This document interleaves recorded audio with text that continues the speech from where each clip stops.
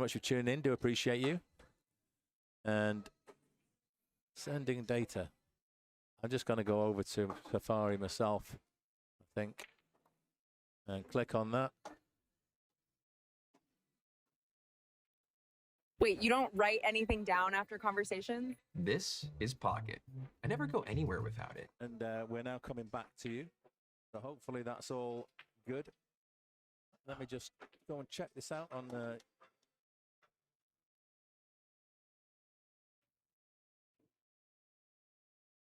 Okay.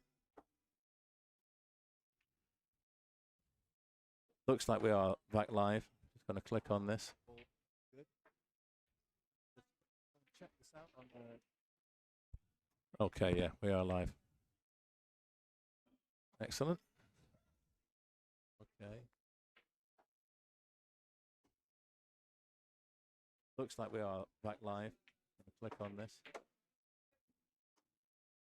I'm just going to go to okay, studio.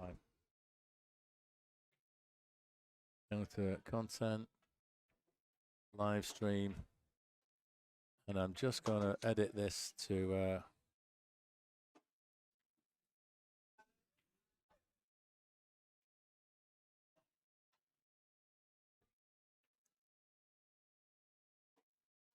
so what I've done, I've just changed the title now to finals, so it'll be easier to find. And although the finals haven't quite started at this moment, they are imminently going to start. What you're looking at on screen right now is these two are the final matches of stage 1. And, oops. When these matches are concluded, we will have our final 8 players. So it's either, it's definitely going to be Armando Navarro will be going through. Which one, we'll find out. And Jonathan is favourite at the moment to get his spot in the last 8. I think he reached the last 8 last time out as well. Oh, Armando misses a 9. So yes, immediately after these 2 games, we're going to do the raffle draw. We've got 5 prizes to give out, 5 tickets to be pulled. And then we're going to do the 10-ball break and run pot. And once that is done, then we will commence the final 8 players, the final 4 matches, and then it's single elimination from there on in. I got you, RD.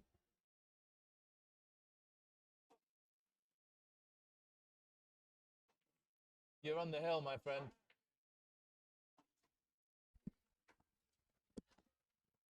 So RD is on the hill. I did tip him to get to the final over his father. I just think he's just got that little bit of an edge more. He's still improving, whereas Armando and myself, we're all of that age where we're just trying to maintain the standard if we possibly can. Bear with me one moment.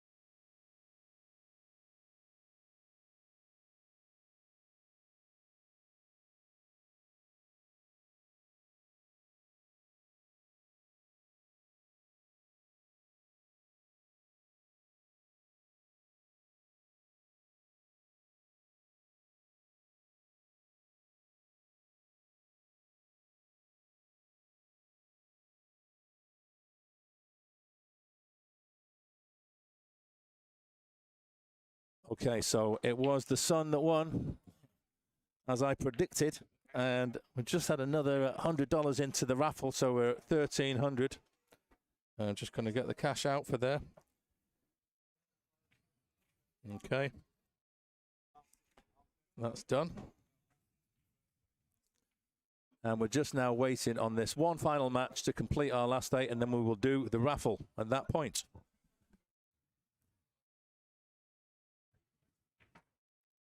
Okay, let me see.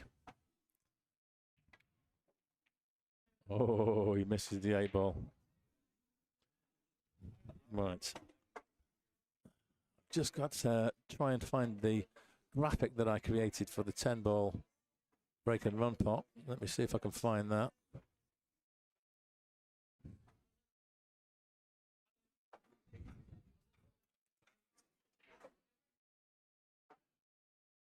Okay, I don't have it there.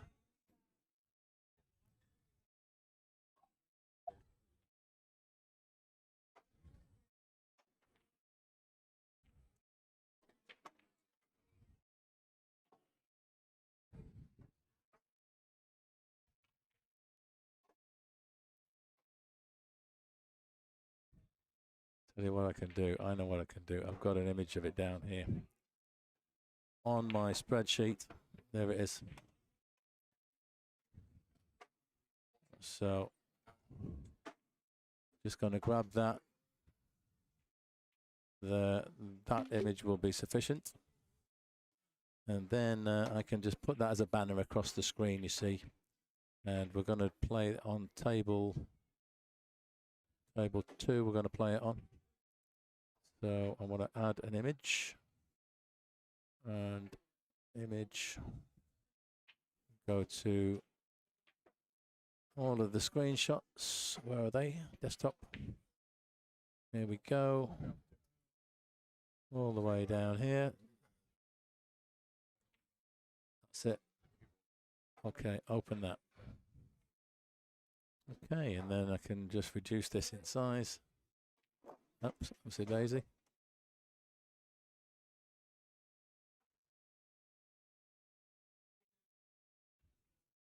Okay, so in a minute we shall have that available.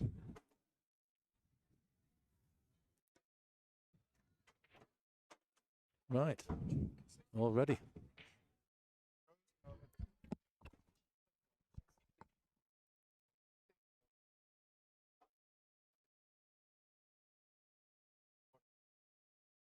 They're still playing a bit generously at the moment because the cloth's still quite new. But when that cloth gets warm, it'll be a different story.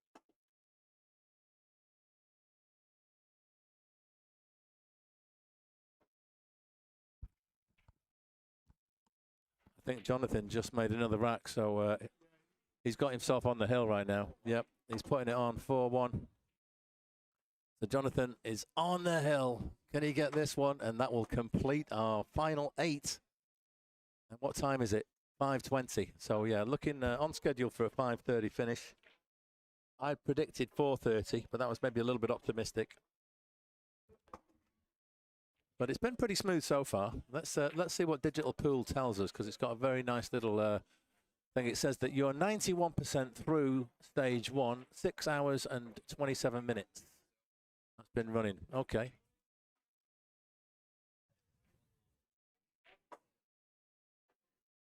And then we will be advancing all of the winners through to stage 2. And let's just go a little rundown once again. So it's going to be Jonathan O'Keefe plus Attila Zorba, 660. Jerome Esteban, 550. David Peterson, 568. Dave Nichols, 728. Joe Hampton, 585. R.D. Navarro, just beat his dad, 596. And Vika Yuli, 626. And the way we do it is the 4 guys who came through the draw undefeated on the winner's side, they are separated from each other. And so the first round of the final, last 8, will be a winner's side qualifier versus a loser's side qualifier. That's the only stipulation that we have. That basically the guys who came through the winner's side cannot meet one another in the quarterfinals. It would be at least a semi-final matchup. So let's see. Keith has got himself a look at this one. 2 is kind of automatic. 2 rails round. Where's the 3 ball? I always find this coloured set of balls, this set, very difficult to distinguish. And from where I'm sitting, it looks like the 3 is the one down here with the 9. So that would make it easier for him to get on. And I think it's the 7, brown 7 up there under his body as he bends forward. No sound. Okay, no sound. Let me just have a little look at that. No sound. No sound. Okay, art list. Let me just have a look at that.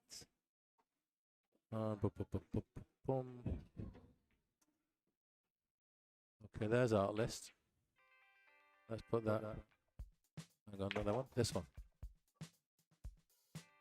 Right, it says no sound. Let me just make sure I've got sound on that channel as well, and on the twin channel as well. Okay, right. So I'm now going to go over and check, because I just had a message in from young Andrew Wu, said there was no sound. So we're just going to do a little bit of troubleshooting. Make sure that there is in fact sound. Weight is only half the story. See the full picture. The body pod lets you easily understand. Right, it says no sound. Yeah, there is sound. I'm now streaming it in my ears, Andrew. So on the twin channel as well. Okay, right. So I'm going to go over and check, because thank you very much for tuning in, and I understand we've had a few little technical issues today, and so your patience and perseverance in sticking with us is very much appreciated. What I'd be really grateful for is if you could help me out here by sharing this stream out there. Just click on share and fire it out there to all your contacts. Let's see if we can farm this content out and get more eyeballs on it. And the day we're doing it, and we would love more of the billiard enthusiasts like ourselves to get to enjoy it. So you could do us a huge favour and smash that like, subscribe if you haven't already, and please, please, please share the content out there. That'll be very much appreciated. And that goes for you guys on Facebook as well. Thanks very much for tuning in. We appreciate you. And what would also be really nice is if you take Lee Coy's example and put a little message in the chat. Say hi, tell me who you are, tell me where you're watching from, and I'll be very, very grateful for that. I'm just very pleased to announce that my co-commentator's just arrived. He's going to be joining me in the booth for the finals, and that is none other than Paul Ewing, and a very solid player himself, and very knowledgeable indeed, and I'll be delighted to have him with me here in the booth.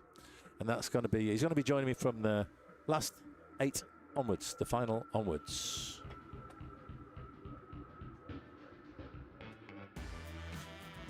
Okay, that's ball in hand, gone to Jonathan. And I wouldn't say this is exactly a roadmap. 3 to the 4, pretty tricky.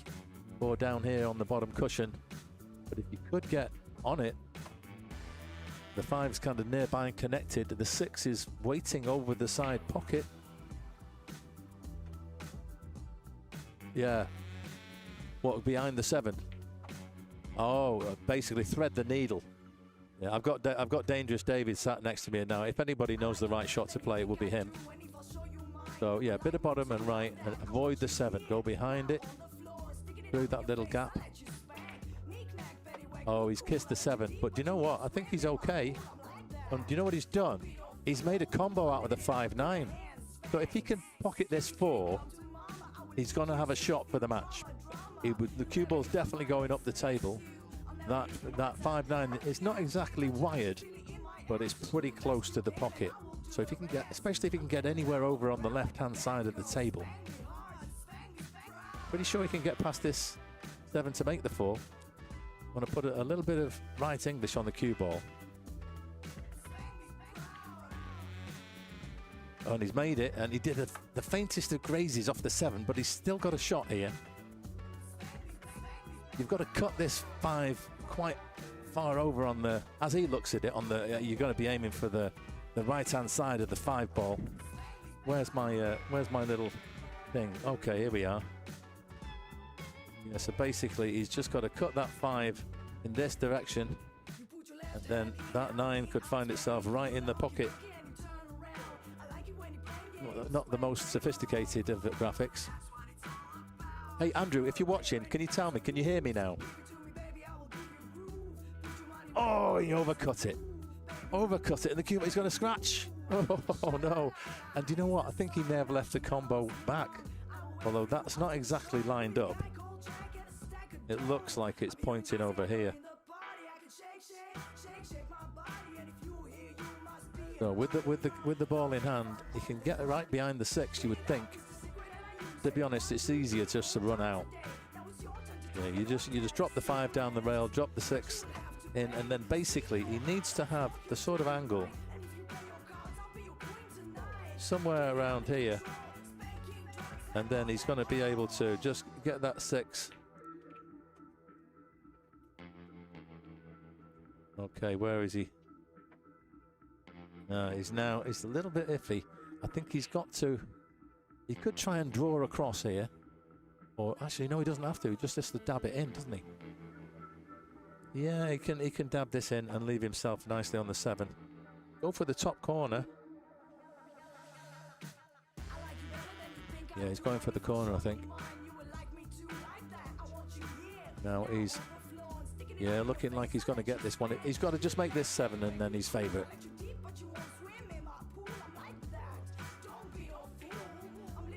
There is sound. Thank you, Andrew. Appreciate you.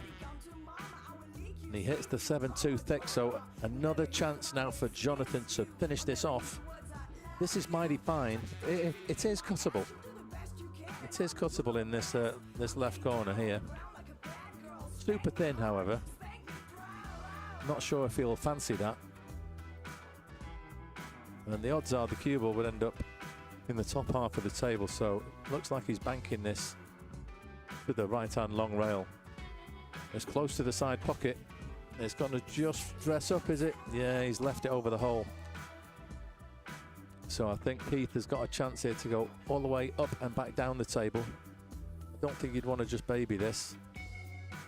Let's see. He seems to be digging down. Okay, he's happy with this thin cut on the 8. Cue ball is going to probably come down this way. So he may get that 9 in the bottom left.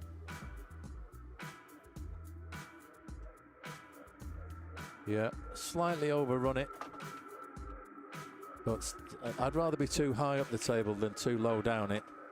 Because it's not a cut back into a blind pocket. You can see the pocket and the ball at the same time here. But he overcuts it.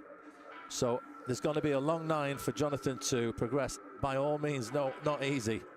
He's got a massive separation, but this is one of those, if you could just gather yourself together, really focus, do your pre-shot routine, and try and deliver that cue nice and smooth, keep your head still, don't hit it too hard.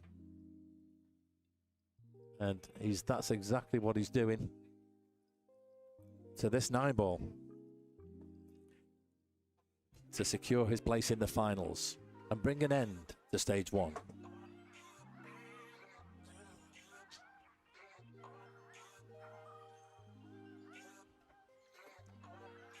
Well, ever so slightly too thin, and he's left a nice easy cut on the side pocket for Keith. So this looks like the match is going to be extended, because if he does cut this in, he just has to watch his cue ball. It will be running loose, and that's not going to drop in the side pocket, so it's 4-2. So another rack coming our way. It's going to be Keith with the break. He still needs 3. Jonathan, of course, on the hill. Back in a moment. Yeah.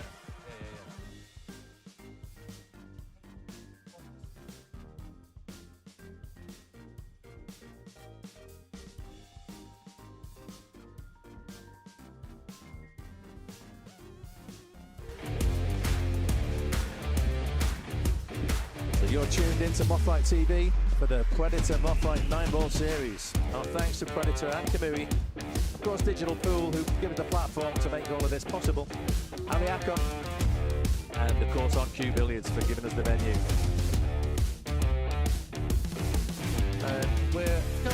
pre-stop 5, so just past halfway in the race to the Masters. Got $2,000 added for that invitational.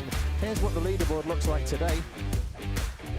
And that's down to 32 spots, but that will all change after today's event. So don't forget, 3 stops to go. Get yourself across to mothlike.com, $125 to sign up. But the first 22 sign-ups all get $25 discount. So mothlike.com, and you'll find everything you need to know. 10% off all Ariakon products with the code Mothlike.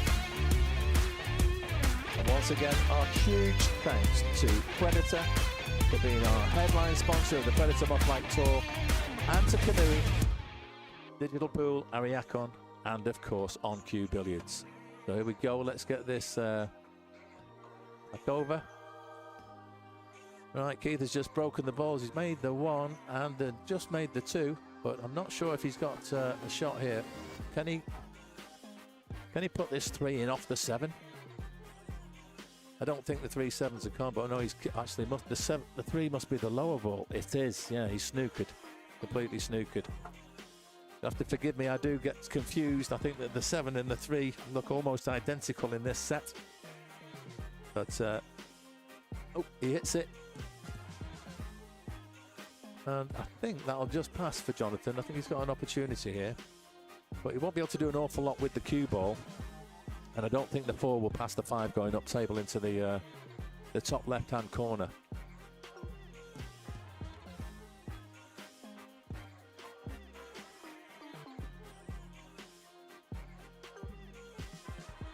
So I think he's just played a snooker. Yes, he has indeed. He could try and go rail first here, Keith, but I'm not sure he can get enough separation away from that bottom rail to make the 3. You won't want to be going up and down the table because then there's traffic in the way. There's no line there. So he's got the jump stick out. He wants to jump over this 6 ball and make the 3.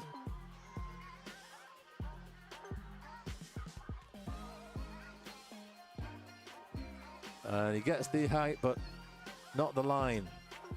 And what tends to happen a lot is if players don't hit centrally, if they're slightly to the left or the right of the central pole of that ball, as soon as it hits the cloth after bouncing, it's going to swerve like a Mesa shot, and that's what happened right there. So Jonathan trying to play above the 4 for the bottom left corner here. He doesn't want to go behind the 5. And I'm afraid he has. I put the jinx on him there. Yeah, he did have quite a lot of leeway there. I mean, there was a whole area in the center of the table. Well, not quite that big, my fat fingers. Yeah, something like that. But you get the idea. So now, what's he doing? 2 rails, 3 rails. Yeah, let's pick a line for him, shall we? 1, 2, 3, possibly 4 rails into this.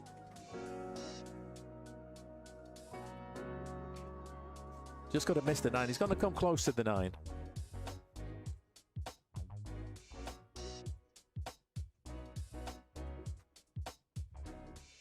Oh no, he was too much into the corner pocket there. He needed to be a lot further up the rail.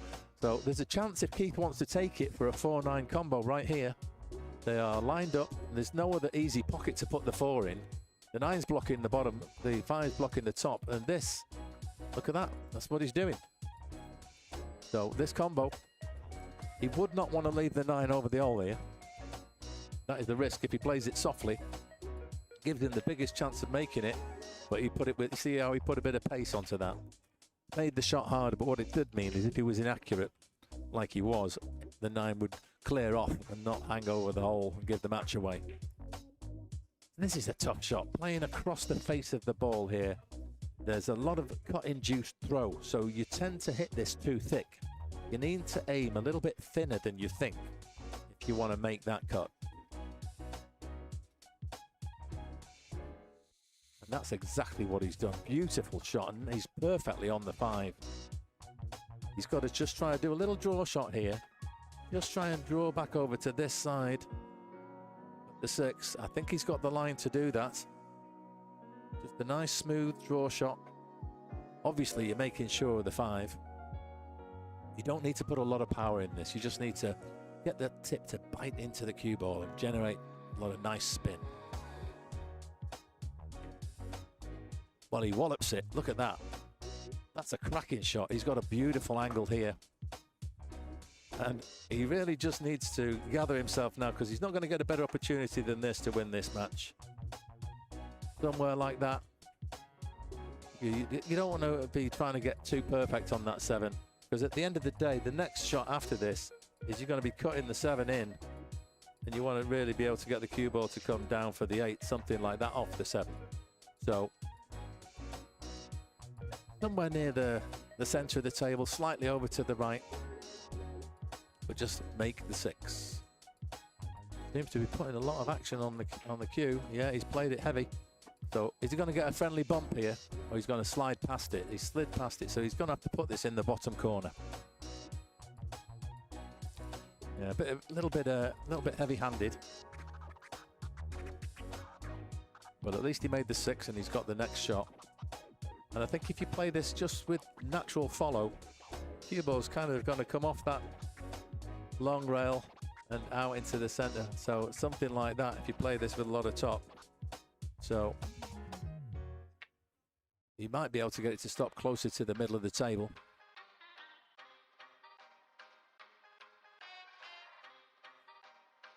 That's close, you know. What a beautiful shot. And he's got really nice shape. I think he's just slightly off angle.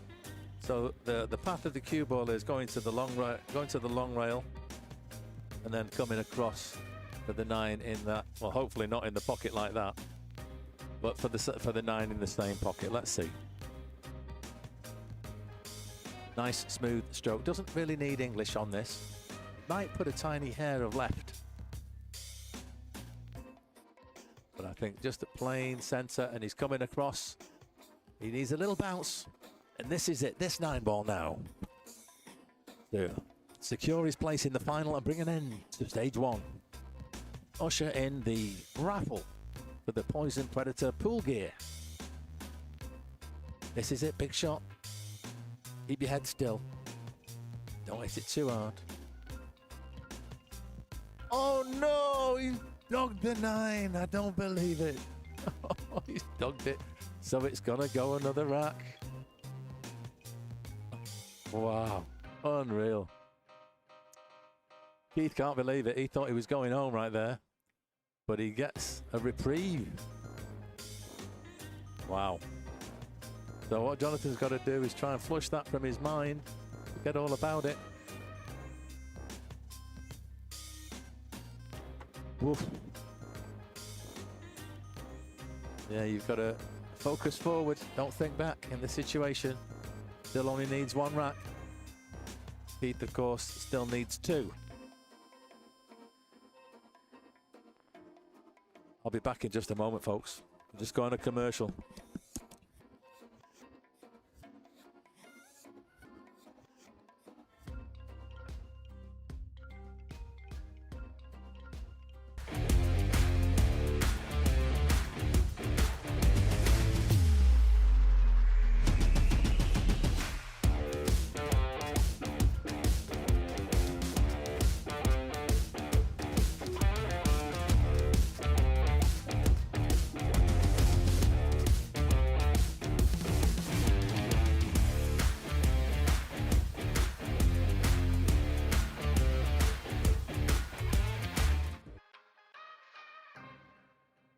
Okay, cut that one short because he's ready to break the balls here. And I don't want you guys to miss any of the action. He never misses those against me, says Andrew. Yeah, I'm telling you. I know, I know, I know. So here we go. Keith with the break. Nearly made the 1. Is he going to get lucky? No, he's not. And he's going to leave a good look at the 1 here. For Jonathan. No, he's just got to forget all about what just happened and focus on the shot in front of him right now. Needs to play this down table, get the gap between the 6 and the 9, and you would think to have a look at that 2 ball. So somewhere like this. Hang on, not like that. Where's mine? Where's my little telestrator gone? Here we go. Somewhere like this. Yep. That general line. Seems to be going below center though. Is he drawing directly down? He is. No, he's gonna collide here, but that's okay. That's okay. Now, which one's the 3? I think it's the one near the 5 in the middle of the table rather than the one to the closest to the 9 ball. Pretty sure it will pass the 5, but it won't pass the 4 into that top right. So, what sort of? I think he could play this with top and left, get around, swing it round 3 rails to get that 3 in the side pocket. He's just having a little hum and a ha, but we'll be looking at that kind of line there, something like that, where he's to play this with top and left. Could play it with, stun it with bottom right, and he's got an unimpeded path that way as well. That's what he's chosen to do. That was the better choice of shot, actually. Now the 4 is over the corner. The 5 is close to the side pocket. I don't think it's an easy shot into the side. So you'd really be playing from the 4 to the 5, putting the 5 in the bottom right corner. So just make sure you don't snooker yourself here. Anything kind of like close to straight on this 4 is good. And he would have liked to have got himself a bit closer to the 5, but I think here he may just be playing a stop shot. Could try and draw back a couple of inches, but he wants to leave it fairly straight. Okay, just stunned off the round. He's actually got a good angle here. The natural angle takes the cue ball out to the middle of the table. He could just hit centre ball here and be good. Doesn't have to hit it hard. Just make the 5. There's a sweet spot in terms of pace here. Makes the 5 easy to pop, but you do let your stroke out. You do get that cue ball nicely on the 6. And unfortunately, caught it just too full in the face. What's happened here? Well, I think he might have had a bit of a jelly roll there, you know, because that 5 won't pass the 6 in the bottom corner, and it's so skinny. I don't think he can cut it in the side. So could have been worse, really, considering he had a winning opportunity there and he missed his 5. So all Keith can really do, I think, here is try and come up with a safety. And the safety I'm seeing is to put the 5 over here and to get the cue ball to just come down here and try and use either the 7 or the 9 for separation. And if you hit it too hard, there's a chance you might get snooker behind the 6 as well. So that's what I'm calling. Let's see if he sees the same shot. Well, he played it straight into the 6, and that's not a great effort. He's actually left a chance here for John. I think it's a bit skinny for the side. You could cut it in, but I'm fancying the top corner. A little bit of a draw shot, not too much power on it. You'd want to try and kill the pace of that cue ball, leave it somewhere where the 6 is still easily cuttable. Wow, what a shot. He punched that in. Is he going to get the bounce? He is. That's a belting shot. Really positive. It's a little bit close and a bit straight on this 6. So the question is, where do you play for the 7? I think you've got to play for it in the top right myself. So you're going to try and draw back about 3-4 feet here. He's jacking up to get that backspin. Get his cue and his tip out of the way. Hang on, he's got it in the side, actually. He can just drop this in the side. A little bit of an acute angle. Yeah, it's by no means easy. And the problem with putting it in the side is there's a chance he snookers himself behind the 9. Unless he puts a bit of pace on it. Okay, so he hit it too thick and he's going to set this up. There's a long 7 ball for Keith. Pressure coming to bear at this point.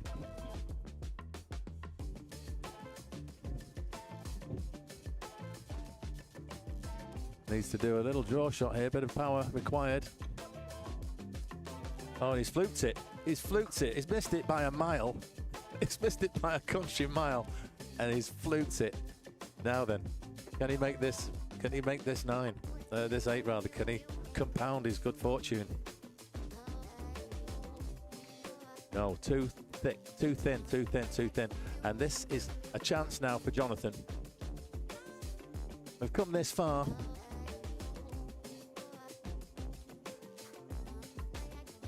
If I was him, I'd walk around the table and go and have a look at the line from that 8 to the pocket.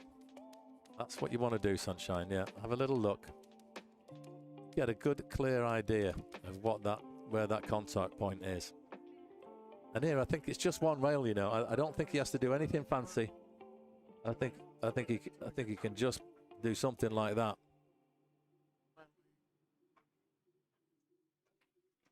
What's that? He's slightly over it. He's slightly over it. This is a horrible 9. Horrible 9 to have to play for the match. Pressure.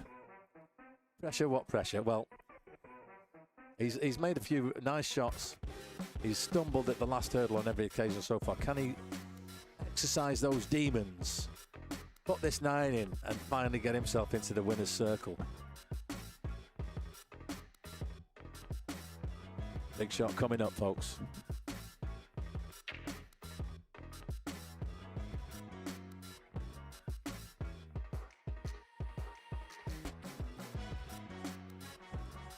No way, too thick. Well, he's not left it easy, but I must say he's suffering a little bit. He's struggling a little bit with the pressure right now. But this is by no means easy for Keith. If he does cut it in, cue ball is whizzing around the table. There's a potential scratch in the top left corner, especially if you put a little bit of left-hand side on it. Where's the 9 going? Where's it going? He's fluked it in the middle pocket. Unbelievable. He flukes the 7 ball, and then he flukes the 9 ball, and it's hill, folks. I can't believe it. And Jonathan's going to be stewing. I mean, can you imagine how he feels inside? He's got to try to forget all about that, but it's the hardest thing to do. It's so easy to say, isn't it? But so difficult to do under these circumstances. He's actually going through the 9. He's talking to himself about the 9 he missed. He's got to forget all about that. It's one rack. Just one rack. You've just got to win this next rack. Forget about everything else. It's irrelevant. It's history. It's gone. But that's nice and easy for me to say sitting here in this chair. Well, well, well. So once again, folks, thank you so very much for tuning in. We do appreciate you. Please smash that like. Subscribe if you haven't already. And one thing you could do me a huge favour is you could try and share this content out there. Try and get it out. We've quite a few little glitches and some issues with the stream. And so I had to stop and start it. I'll be very grateful if you guys could do me a huge favour and share it out there. That'd be very much appreciated. Okay, folks, this is it. Hill. He's not put his 1 on.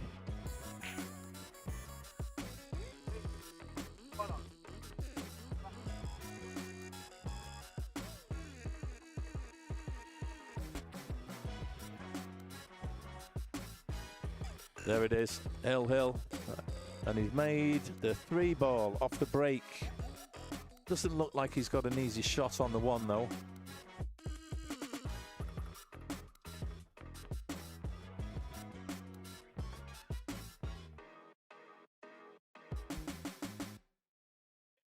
Just plays a push out. Yeah, it's quite a smart shot that actually. I mean, he's leaving Jonathan the 1, but even if he makes this, there's no future. He'd have to play a miraculous shot to try and get from the 1 to the 2.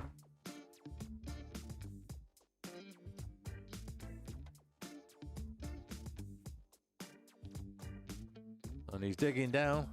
I think he's game for it. Tough shot to try and draw back past that 9. Yeah. And, well, he's got a bit of a jelly roll.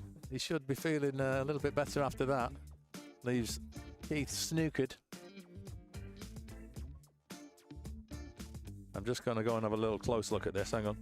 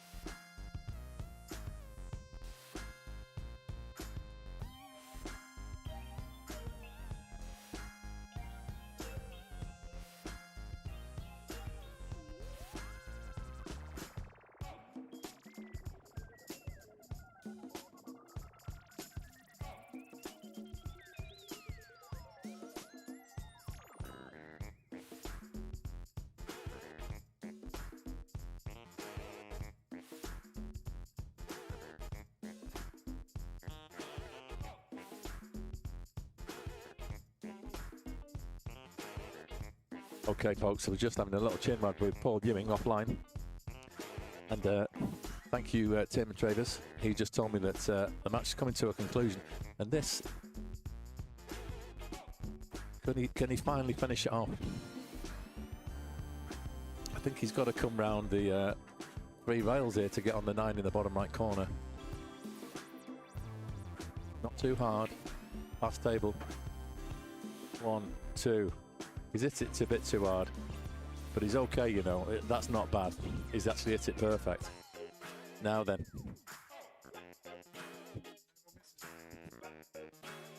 Oh, he's giving it to him.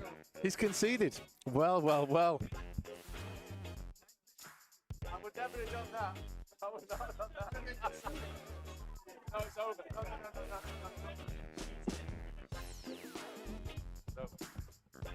So he concedes. That's it. Okay, folks. So what we're going to do is call time now for the end of round 1. Let me just get that updated here. Where is it? It's here. And Jonathan is the winner chicken dinner. Okay, save. Right.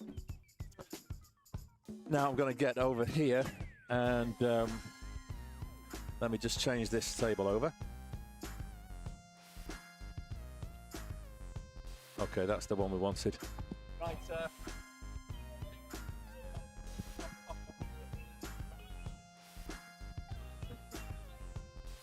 folks, 1, 2, 1, 2, 1, 2.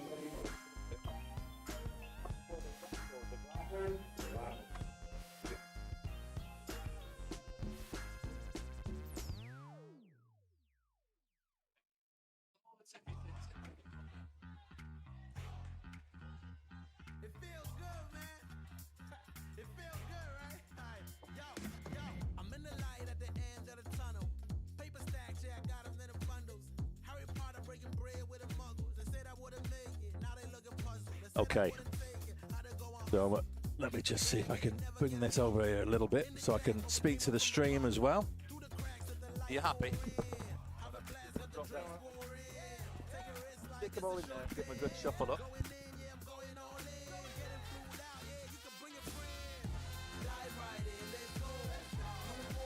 Okay, so we're doing a little bit of a shuffle. And now that's it, give it a good old shuffle. And I close the zip, shaker, shaker, shaker. Right, so this is it, folks. We're now going to do the first ticket out is going to be the prize, the star prize of the case, the playing cue, and the jump break cue. So Tim's going to unzip that, put his hand in and pull out 1 ticket. Here we go. What does it say? Can you...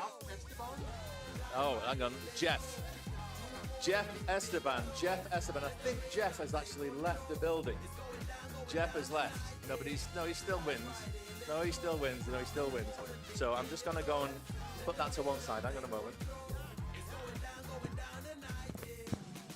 Jeff wants the red cue.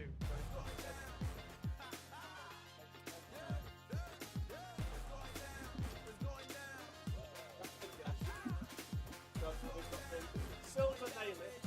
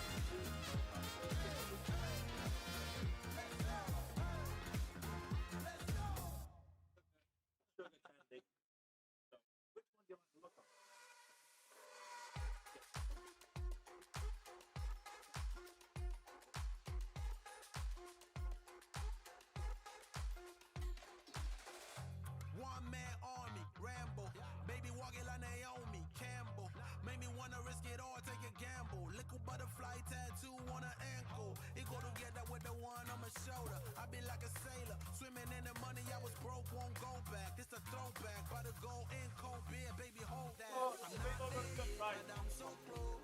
Shine your light on me, I'm lost. Feeling around in the dark. I can feel it, I'm so close. Linda. Okay. Linda. Now then, can I just give a quick call? Good for her. I can feel it in my bones and that. Move our bodies cause we own the night.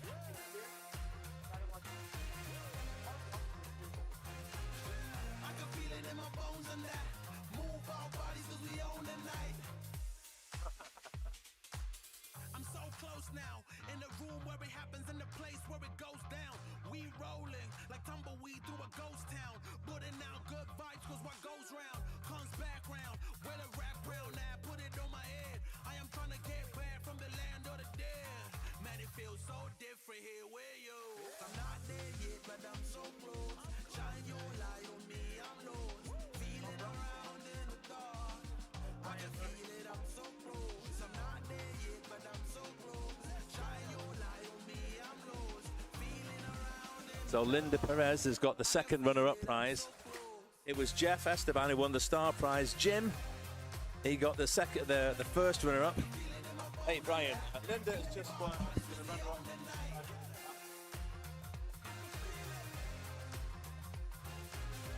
can feel it in my bones and that.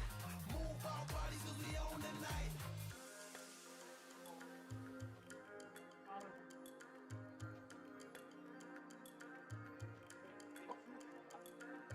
All of this I dreamt it. Letting go of all the stresses. I know that we're left with. It feels different. Let's get it.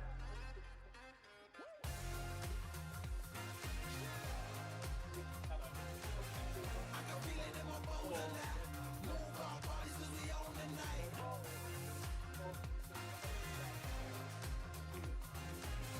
I can feel it in my bones and that. Move our bodies cause we own the night.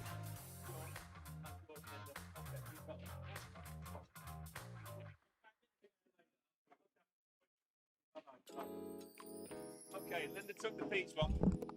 So let's go again. Let's go again. Jim has won again.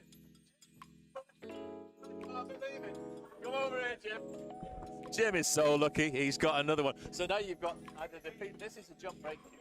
So I think that nice mixing. That unscrews there. So it's an unbeat. Go. You can take that. Let's go. Hey, Chase. Oh, yeah. Take one of those sleeves. One of those sleeves. Okay, finally. And the last prize, here we go. Jim was lucky there, wasn't he? And that is Tad. Tad is not here, but Tad will get. Tad. Okay. That's it, folks. Thank you very much. That is the raffle done. We're now going to do the 10-ball break and run pop.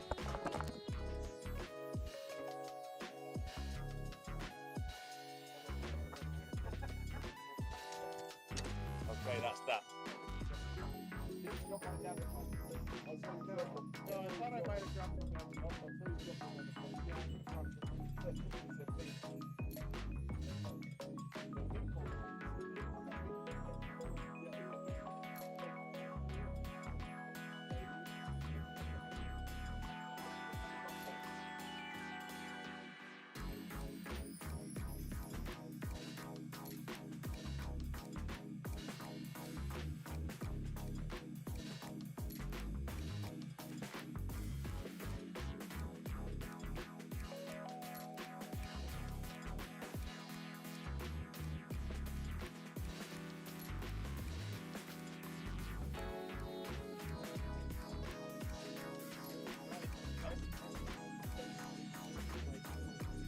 Don't think so. Don't think so, mate. That's not happening. Okay, let's just do this.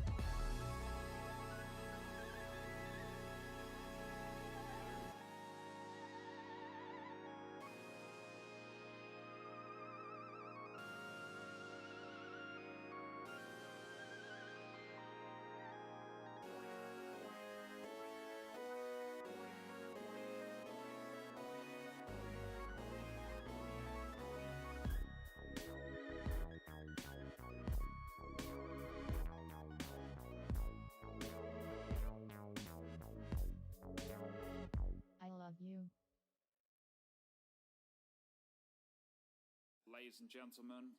Pull out your hair ties. It's time to let your hair down and truly get funky.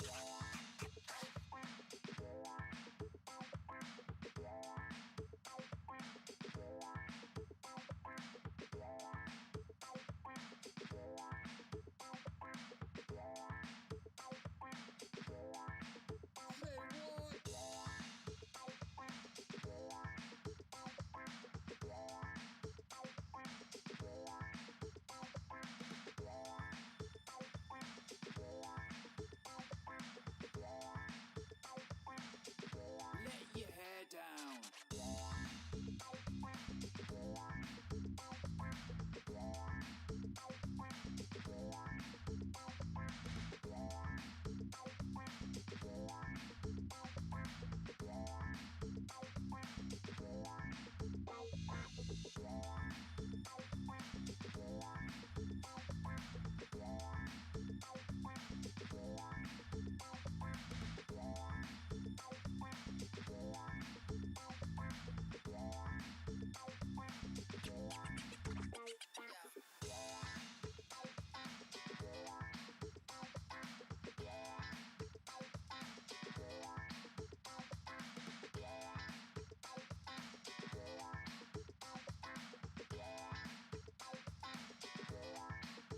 All you gotta do is dance.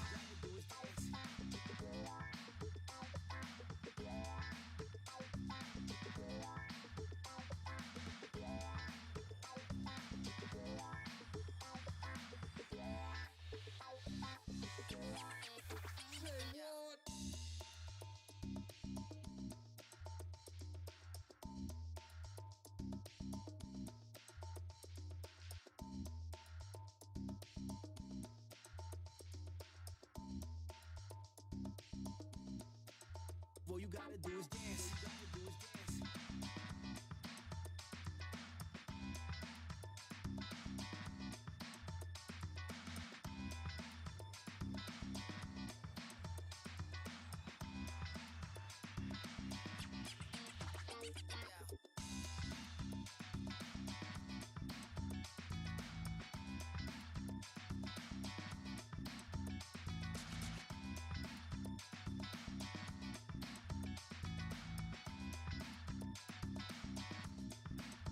All you gotta do is dance.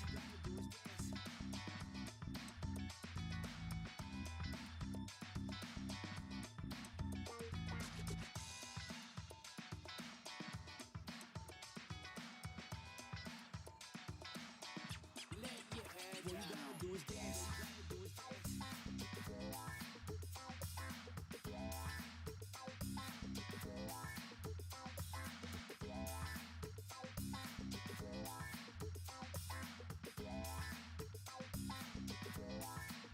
All you gotta do is dance.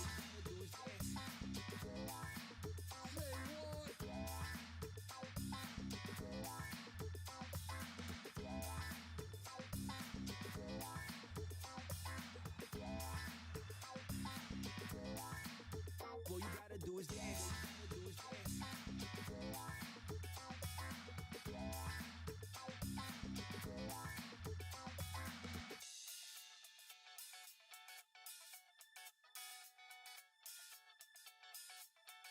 Let your hair down.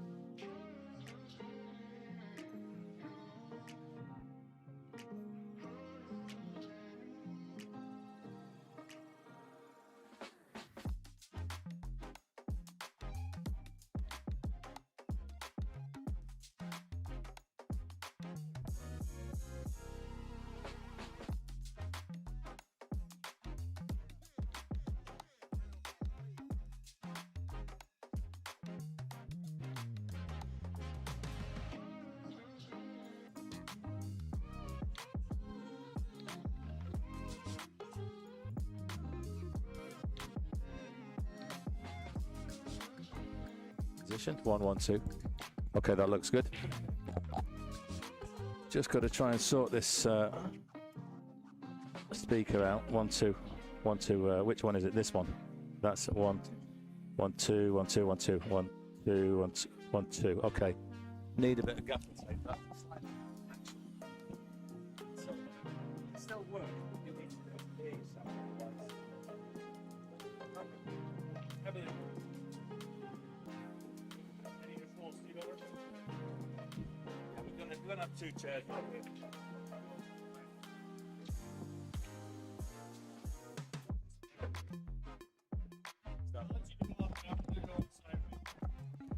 One, 2, 1, 2. 1, 2, 1, 2, 1, 2, 1, 2, 1, 2, 1, 2, 2, 2, 2. Okay, that's perfect. Good, mate. I'm pleased you won. You got lucky in the end. You got lucky in the end. Good.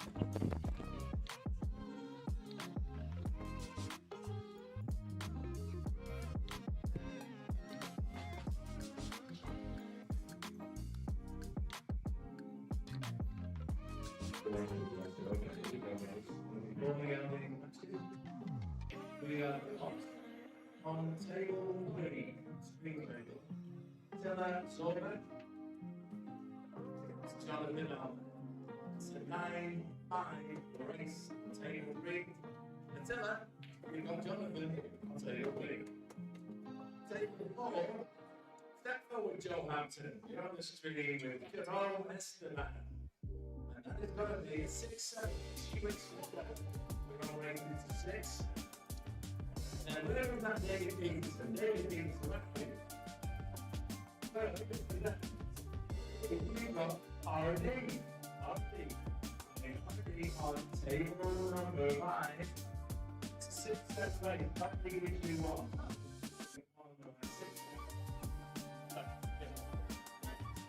And then David and David is going to play David Wooley.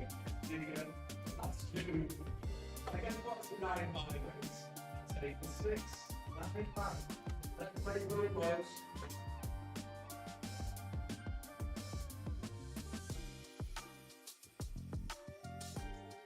So your mic is on. My mic is on. What we're going to do is just get the screen back to twin. So that's twin. And then I'm going to just put the template, which is over the top, to twin. And that should be good. And I just hit that.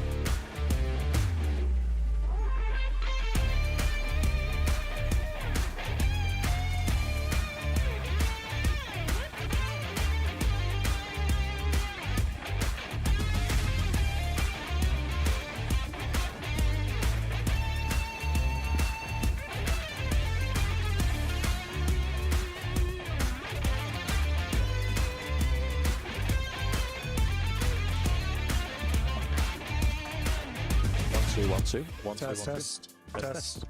Okay, everybody. We've got all of the shenanigans out of the way with the raffle. Congratulations to our winners. Jim, of course. Not only did he win the star prize, he also won one of the runner-up prizes. Then you had Linda, and who else won prizes? Tad. I've got Tad's cue right here. And there was one more. Who was the other one? Jim. Oh, Jeff Esteban. No, Jeff Esteban. Oh. Jeff. I've got Jeff's. Yeah. Actually, Jeff won the star prize. That's Jeff's over there. I've got that for him. Right, I want to introduce everybody to my co-commentator for the rest of the evening. That's going to be Paul Ewing. Hello. And welcome, Paul. It's good to have you here. Good to be here. And I'm just going to make my screen full screen so I can see what's going on. So we've both got a monitor to look at. And what would be great, folks, is if you would say hi, stick a little message in the chat. Tell us who you are, where you're watching from. If you've got a favourite, let us know.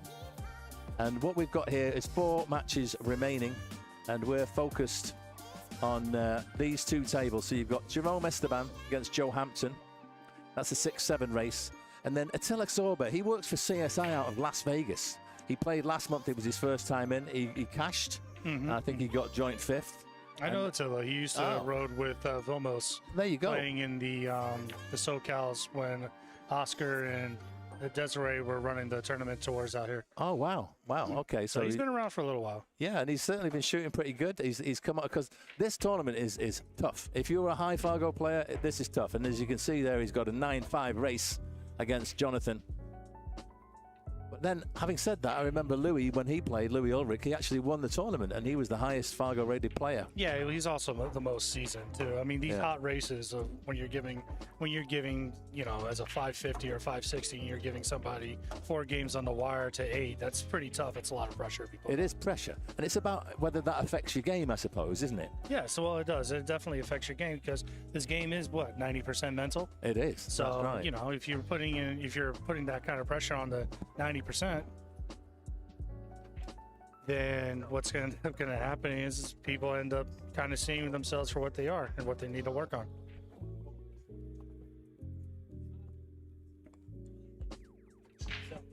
No, but I've spreadsheet, I can show it to you. Basically, in there, it's class the Sorry, just had a query about the very same hot handicap system. And it's interesting because I remember Louis, after he won the tournament, I said, so what did you think about that? He said, it was brutal. Brutal. He said, that was the toughest tournament I've ever won. He said, coming out every match, and I was 5-0 down in a race to 9 before I've even seen a ball. That's exactly right. That's what I'm talking about. But he did 9-0, 9-2, 9-0. And these guys were like mid-560s, and even against Mike Samiano, Mike's a 6-17. Now against Mike, he did all the way, and he got himself all the way to 7. Then Mike did a real good safety, and he won that rack. Then he broke and got the 9 in, and all of a sudden he's on the hill, and he's done nothing. But as it happened, he didn't quite capitalize. So Louis got past that, and in the final he had Rogine, and it was I think it was a 7-6 race in the final, which for Louis was. Well, after giving everybody 4 games on the wire to 9, I guess giving 1 game on the wire to 7 is nothing, right? Not that bad. So Jonathan, he came through the furnace in the last match. He was actually 4-1 up. He was on the hill. He had a 9-ball to win 5-1, missed it. He had a 9-ball to win 5-2, missed it. And he got all the way to hill. Yeah. And in the end, actually his opponent did him a big favor because he made the 8. And he had a standard 9 on the spot, but the cue ball, I suppose, was pretty straight in line, but about 3 inches off the rail by that middle pocket. Right? Yes, he gave it to him. He gave it to him. Yeah. And, you know, I, under the circumstances, having missed that 9 so many times, I would have, if it was me, I would have absolutely well, made it. I talked to John, to Albie after that. I was like, the guy just didn't want you to see you go outside and beat yourself up. Yeah, that would have been harsh. Would have been harsh. Yeah. So yeah, nice of him. He's looking like he's getting down nice and smooth now. I guess getting through that, he kind of put the weight off his shoulders, and now he's just ready to get back to work. Absolutely, and I've been very impressed with Jonathan. He reached the finals last month, and he's got a very calm demeanor. I mean, we're all human, right? So obviously the pressure got to him a little bit with those 9 balls in the last match, but having got through that, maybe that could sort of like let the pressure come off him. And well, yeah. I mean, Albie's like a sleeper. Like nobody really knows who he is, and then you just watch him play. It's like, oh my God, who is this guy? Yeah. You know? And he's John. We were talking about the handicaps a minute ago, but Attila would certainly start feeling the heat. Oh, what did I say? What did I say? As soon as I said that. As soon as I said that, he finds the scratch and makes a nice, easy 3-ball out for Attila to close the gap.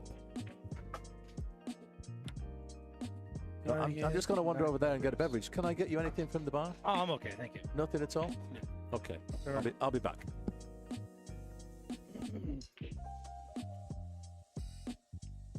Ooh. Fella getting a little close to his work there. Actually, that ball looks almost frozen.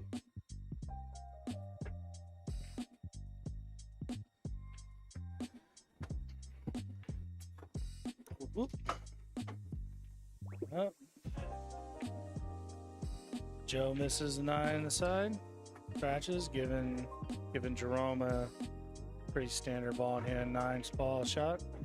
Win. Take the lead. Nice shot from Attila. Good speed. Getting back for a 9 on the side.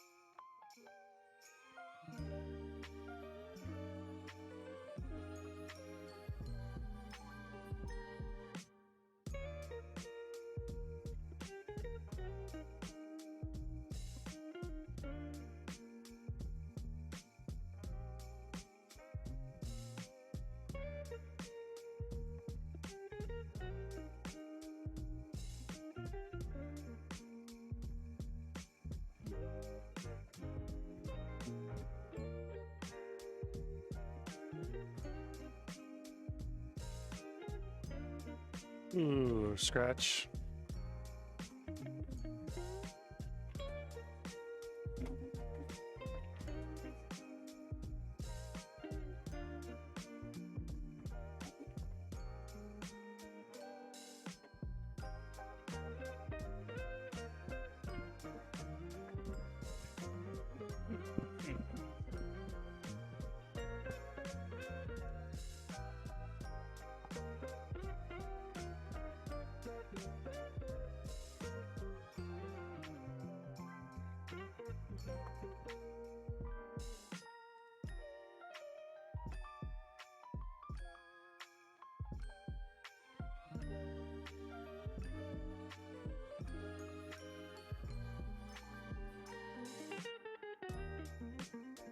Nice little combo from John.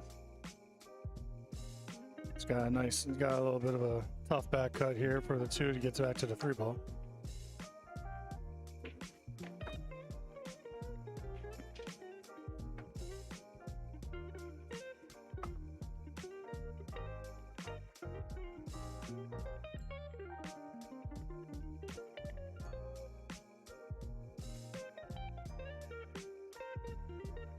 He overcut it. Just got a little quick in the stroke. A little bit fortunate on the layout, but it's just the way pool goes.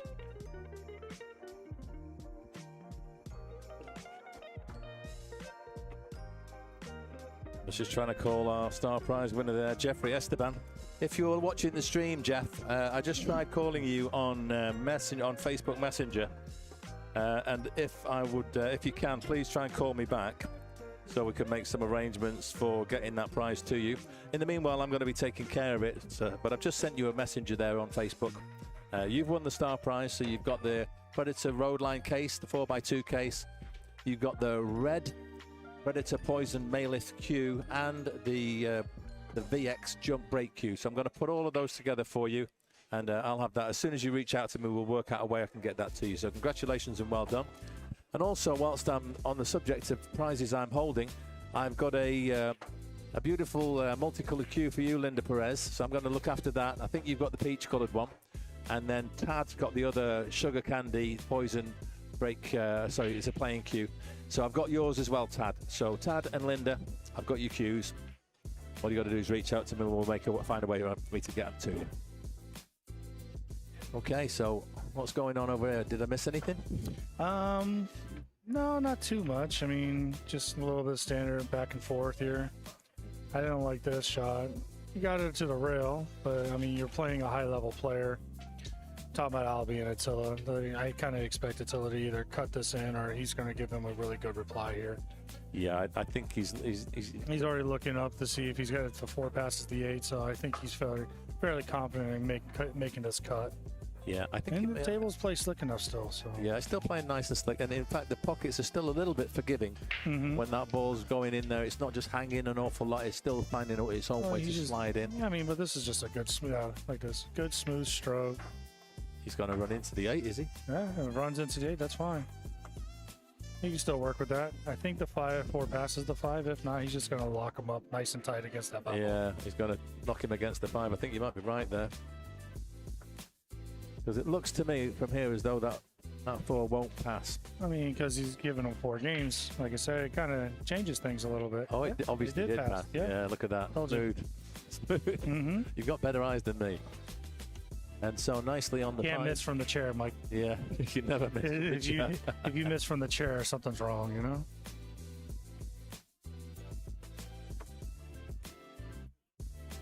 And so I want to just show you a little thing. We've got a little toy down here. Okay. What's this look? Now, when we press the screen, you'll see a number of little things pop up, but you see that little pen? Uh-huh. Now, I can choose between a white marker or a yellow one. Let's just go with a white one for now. Okay. And so I could say that after this shot, it's just with your fingertip. It's going to come around and play the cue ball, something like this. Mm-hmm. Now, you can see I've got fat fingers, and so I wasn't, and then press this one and it'll go away. Okay.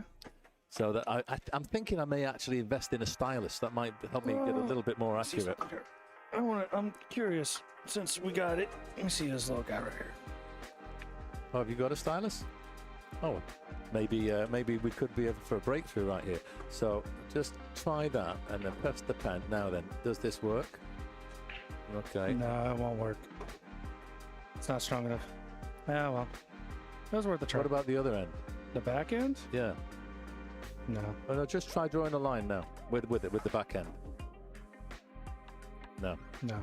Yeah, I think you've got to just go with your fingers. So that's just, if you wanted to select a color. 1 second. So what I'm so 1 each.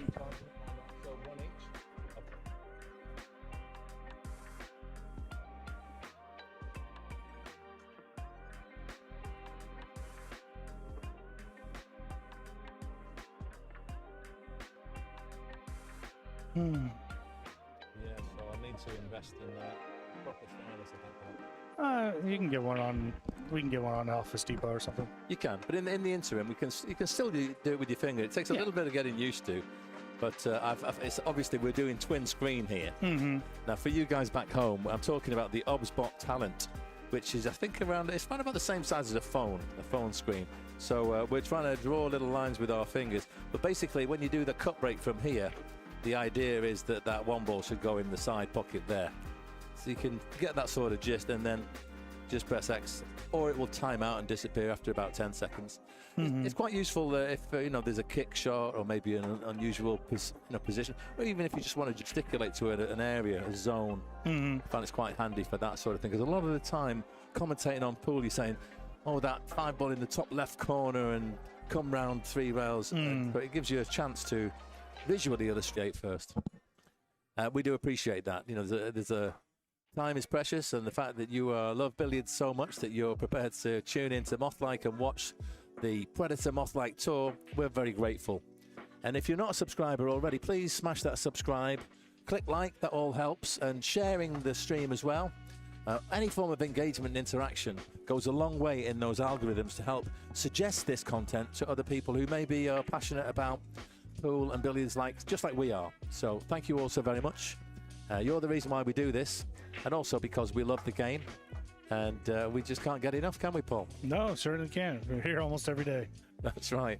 And when it comes to watching pool on the internet, I like nothing more than if there's a tournament on, or if it could be. I know that Post Up do a lot of great tournaments. I was watching one recently.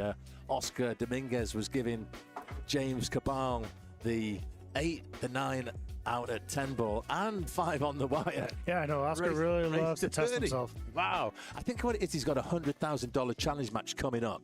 Mm-hmm. So I think this was still for, $7,000, $8,000, $10,000 he was playing James for. But he gave himself such a high bar. And what was funny, he said, I saw another post, he said, so I had my nuts cut off. Mm-hmm. Against James, and I've heard the best thing to do is to pick him up, tape him back on, and go again. Yeah. So I think that's what he's doing. He's doing the same handicap, apart from instead of, I think instead of 10 on the wire, he's giving him 5 on the wire now. No, well, I mean, I thought it was posted a little bit different. I think they adjusted the ball weight as well. Oh, right. I think it's I think instead of the 8, 9, and 10 ball, I think it's just a 9 and 10 ball instead of 10 games or whatever. Now it's like 3 or 5 games. Yeah, 8, 9, and 10 is just too much for someone like James. Right. And plus, once he gets his tail up. Well, I mean, this other thing is, I mean, I didn't see much of the match, so I can't really commentate too much on it. But I mean, Oscar, I feel that Oscar can still get there, even with that kind of weight. Well, it was in the end. The score was 30. He has that kind of caliber in him. Yeah, it was 30-20. Right. So he still got 20 racks. Mm-hmm. And I think the thing was that there was no pressure. James felt no pressure at all. And because he'd got off to a good start, and he just thought, yeah, James is a front runner for sure. And he was thinking to himself, this is it. And the thing with handicap matches is, if you can get your opponents to start feeling the pressure, that's when the real test comes on, isn't it? And I think maybe that's why Oscar did that to himself, because he wanted to put himself really under the cosh to see if he can produce. And if he can do that against James, then that would stand him in good stead for this big 100K match he's got coming up. Right. Okay, so that was a good shot from Attila. Perfect. I'm just going to update the scores. Right now, the tablet is recharging for our other match. You can see there. So I'm currently putting the scores on manually. Ooh, he didn't get through the ball very well on that shot. Oh, the 5. That's why he missed it. Right, he missed it. He missed a relatively straightforward shot, didn't he? Yeah. It's just, you can just tell by the way he stroked it from the back. He kind of just didn't get through the cue ball the way he wanted to. Kind of swerved a little bit. But he put the 5 kind of in no man's land. He went for the cut there, I think. Yeah, gotta do better than that. I mean, he's not left anything easy though. Yeah, no, you're absolutely right. He didn't, and that's because he played good speed on it. But he could be in a bit of bother after this shot. That's right.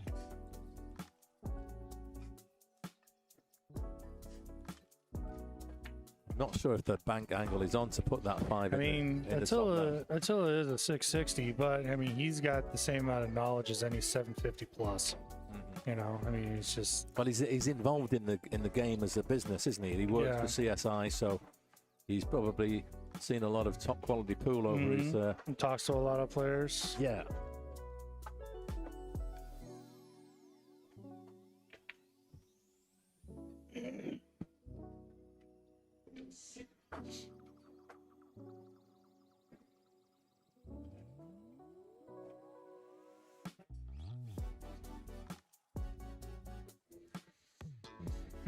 Starting to see a little bit. Okay, I'm called over here. Okay.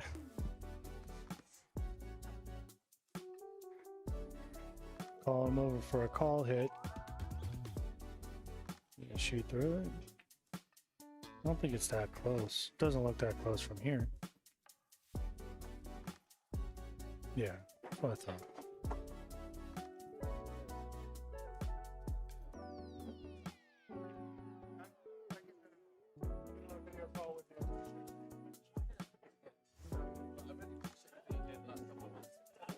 Yeah, I won't be able to make the next one. I'll be out, but maybe next one. Ooh, what a shot from Jerome, but.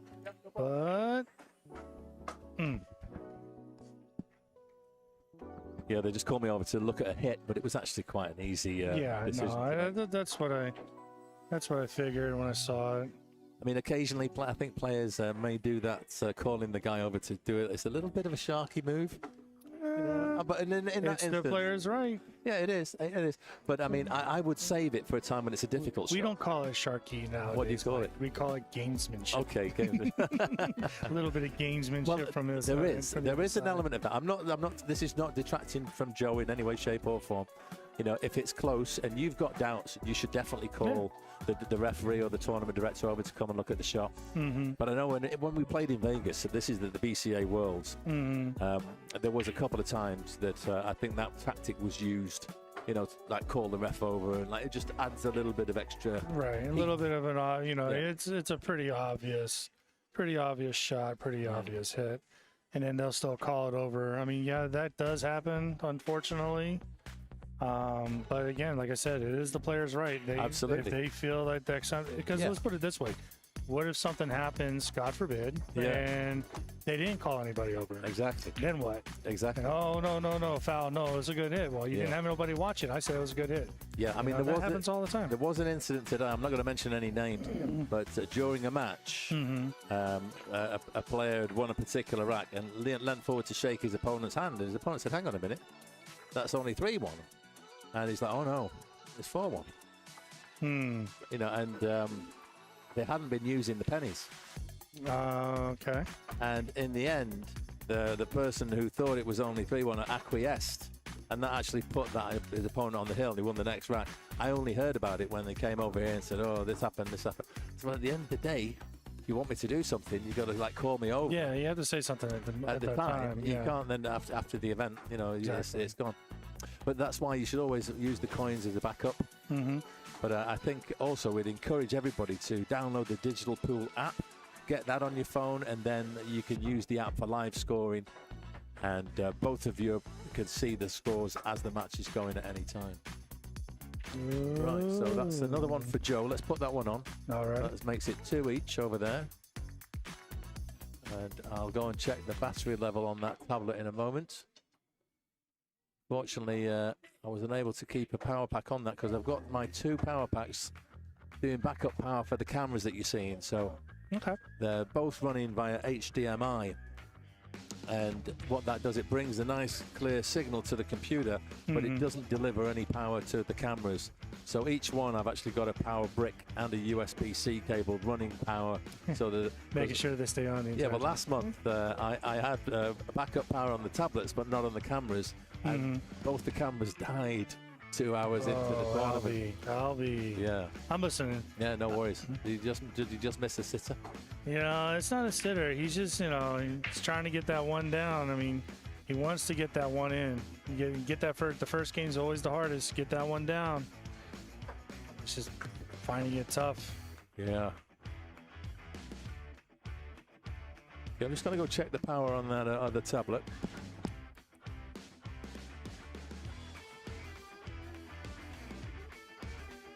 Well, Jerome's got a little bit of work here. Looking to see if the 2 passes the A. I don't. I guess it must. You wouldn't shoot it that way if you didn't. Yeah, that is shooting the combo, but the combo kind of doesn't make sense here. It's a little off angle for that.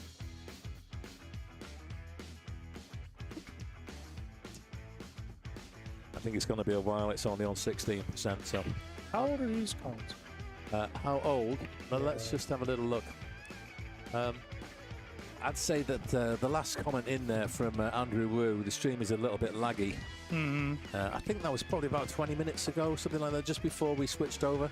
So let's just have a little look at the chat here. Yes. Oh, let me just have a little look, because we did have a problem earlier with... so let's see, stats. Okay, so we're not dropping a lot of frames. Stream information. Okay, so we've got 15 live viewers on YouTube right now, so thank you also very much. There's only one on Facebook, but there is one, so that means that we do have a connection through to there. I want to thank you all for tuning in, folks. Really do appreciate you. And if you're enjoying the stream, please subscribe if you haven't already. Smash that like button. It makes a huge difference to us. We'd be really grateful. And what also would be really nice is if you were to say hi to Paul and I here in the chat. Put a little message in that chat, and then instead of us just talking to the ether, we'd be actually talking to you. And we'll happily read out your message. Let us know who you are, where you're watching from. Are you watching this on the big flat screen TV at home? Have you got the YouTube app on there? I personally love doing that. If they are watching it on the big TV, they can see these balls a lot better than both you and I. Yeah, do you know, I did the very first time I set up the stream for the tournament. I took my desk apart and I brought in 2 big 28-inch monitors, and it was so nice to have them in. But I'll tell you what, Paul, it's quite a palaver you know, even with this light setup, it's still quite a lot to. Oh yeah, it's tough having you know, and putting But these you're little, right. putting these little rigs together. Yeah, there is actually a device which I've seen and I'm saving up for, and it's something like this, only it folds up and it gives you twice the size. Okay. And that's just like a USB-C. Here we are. Thank you very much. Who's that? Could you read? Jubilee. Hi, Jubilee. Jubilee for JC says great commentary. Well, thank you very much. And it also says hello. Tell us something, Jubilee. Where are you watching from? Are you a local here in San Diego? Oh, just had another message come through. This one is from Jeff Esteban. It says, hey, Mike, that's awesome. He was the star prize winner in our raffle today, the Predator Poison pool gear raffle. Lucky Chucky. Yeah, he won the star prize, the Roadline case, cue, and jump cue. So well done. And he says, are you on digital pool to see brackets? Yes. Just bear with me. No, Jeff's calling. Hello there, Jeff. Ooh, let's see what Joe does here. He's got a couple of options.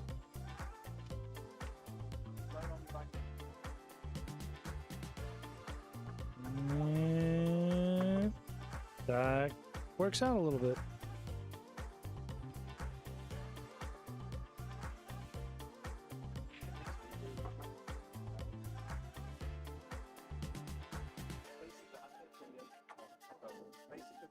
Oh, hit that little thin. Yeah, looks like it might fill.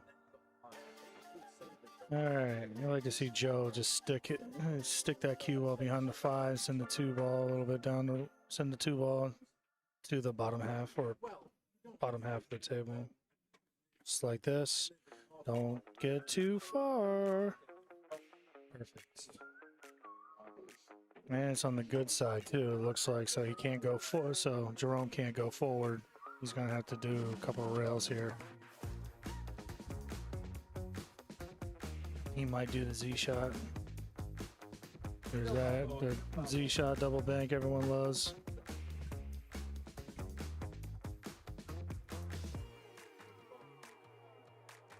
One, two, and boom. Nice shot. All right, Jerome's gonna give him a nice little nip behind the 4 ball there. Oh, hit it too hard. Yeah, it kind of looked like it almost gave him a double kiss. All right, Albie, let's get this one down.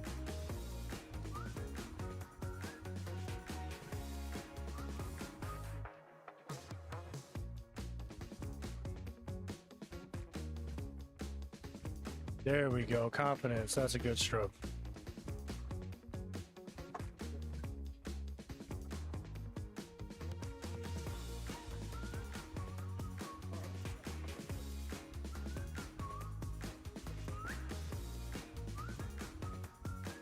Ooh. Uh-oh. We got a little bit of trouble here.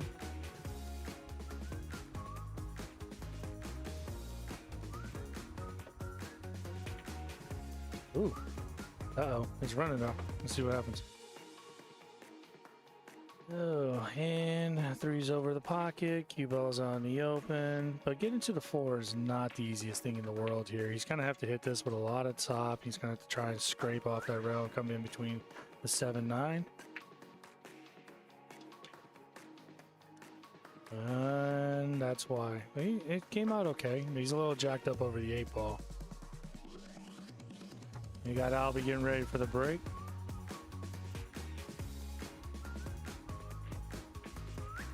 Nice shot from Joe. Where's the speed? And lands nicely on the 5 ball. Now it's just about keeping his nose clean.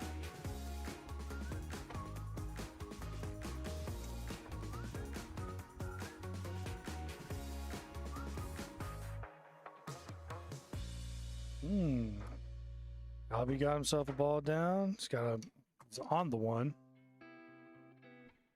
And the 1 does pass the 6. I'm looking for the next ball. The next ball is the 3 ball.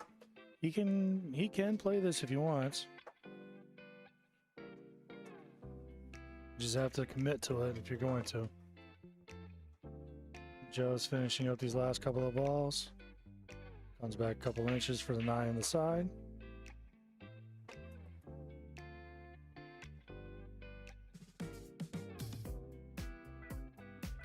I guess he's playing. He's also just looking at playing it over to the bottom right where the 8 ball is.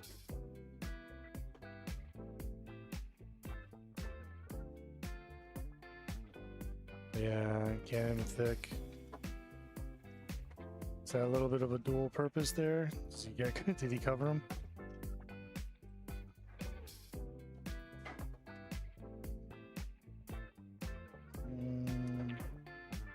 I think he's got the bottom edge. Yeah, he's shooting at it like he's got the bottom edge. Runs around behind the 9.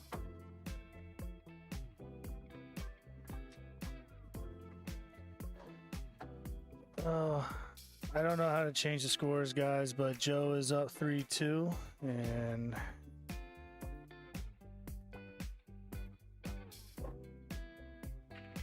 Mike's back.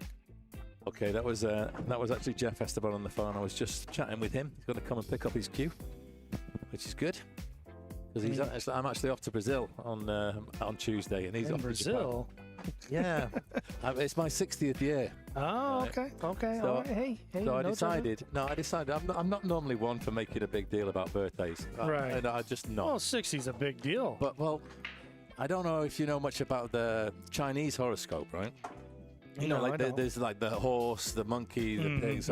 So basically, 1966 was the year of the fire horse. That's the year I was born. Okay, okay. And because there are 12 zodiac signs, but there are 5 elements, it's a 60-year cycle. So 2026 is the first year of the fire horse since I was born. Oh, okay. So I kind of figured, why not? I'd make a little bit of a thing about it. Think about it. Yeah, a little bit of a thing. You went around the zodiac. That's right. I've been around the sun 60 times. And you know what? Not a lot of people do go around the zodiac.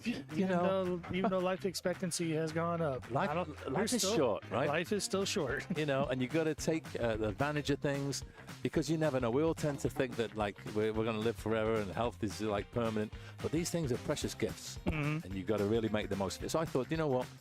I'm gonna go see my friends. I'm gonna travel. I'm gonna have some experiences. Okay. Because I think life is about experiences. At the end of the day, when you're lying there with your head on that pillow at the end of the journey, I think you'll be looking back at the experiences you had, those memories. I think that is what is precious. And so I thought I'm going to try and do things, share time with my friends and the people who I love, family, because that's what's important at the end of the day. It is. And I was very lucky. I was just able to go to Spain and see all my Spanish friends. And I've got a few who've actually ended up migrating there from the UK and a couple from California who moved there. Right. And so we were very, very fortunate to be able to go and see all of them. And we're actually going to be going back to Spain. My birthday itself is in November. And all of the UK-based friends, we're all going to go to another Spanish island. Okay. We're going to go to the Canaries. Oh. And I've got a big house there, and we're all going to have a little bit of fun and whoop it up. And I've not finished the last trip of the year. Our oldest friends in the world, me and my partner, we've known them for like 35 years. We're going to go and do a trip to Colombia. Bogota, Medellin, and what's the other place? Oh, Cartagena. That's right. Yeah. So looking forward to that. Going to be doing a bit of globe trotting. And then I'll just get back to my own quiet existence after that and start playing a bit more pool. Well, I think isn't Brazil going to be in the cold time when you go over there? So you're going next month, right? No, I'm going next week. Next week? Going on Tuesday. So it's actually 23, 24 degrees, so it's kind of nice. I'm talking Celsius now. Yes, of course. So like mid to high 60s, low 70s. Right. Which is actually lovely, because right now in San Diego, it's kind of a little bit hella hot, right? a bit sticky. You need the AC cranking right now. Yeah, I kept seeing the buzzword monsoon sticking around there. I was like, monsoons in San Diego, is that a thing? And I had to look it up, and it was like, I guess we have monsoon season every year. Well, I was like, that I never heard that until this year. You reminded me of something. I was this year's old when I found out about that. There's another thing going on. You heard of El Nino? Yes, I know all about El Nino and El Nino. So El Nino, apparently, it's been pretty intense, and that creates this thing like an atmospheric river. You get so much water off the warm ocean evaporating, and I believe that SoCal is going to take a whole load of that, and we're not complaining. Because we need it. We need it. Oh, I'm complaining. Okay, well, there's a lot of us that are still complaining. The thing is, it's when it comes down too much too fast, right? And you can have flooding and problems like that. I get it. But there's also, with that intense rain. Well, it's not so much. It's just, I think it's about the humidity because, you know, a lot of us come here in San Diego. Oh, did you see that? I missed it. Oh, he's been robbed. He's been robbed. But let's quickly go and see if we can do that. Quick replay. Okay, camera. One? Okay, let's try that. Here's the cue. Oh, yeah, just made the 9 in the watch this corner. little trick. Horrible. Oh, my God. Happens more often than we think, folks. But it kind of looks like it drifts that way, doesn't it? Oh, that was a sickener. I wonder if he had a little bit of English on there. Yeah. You know, I made a 9 and scratched in the side from an oblique angle like that in my match against Armando. And it's horrible. Okay, let's have a little look here. Jubilee for JC says Orange County. CA, well, thanks for tuning in from Orange County. Do you ever get yourself down to, hang on. 4-2, thank you. Joe is 4-2, not 3-2. Oh, yeah, because he just was the recipient. Just happened to, yeah. He was the recipient. He was the... Okay, I'm glad somebody's paying attention, though. That was Darian McGriff came over to keep us honest. So he's still 3 away from home. It's a 7-6 race, that one. And let's have a little check. How's Attila doing? 4-2. So actually, Jonathan's done well to get 2 racks. And he'll be feeling the pressure now, I think, a little bit, Attila. Yeah, he just forced Attila into giving him ball in hand for a 1-9 combo for that second game. And you finished up the last couple of balls to get that first game. Put a nice, good stroke on that.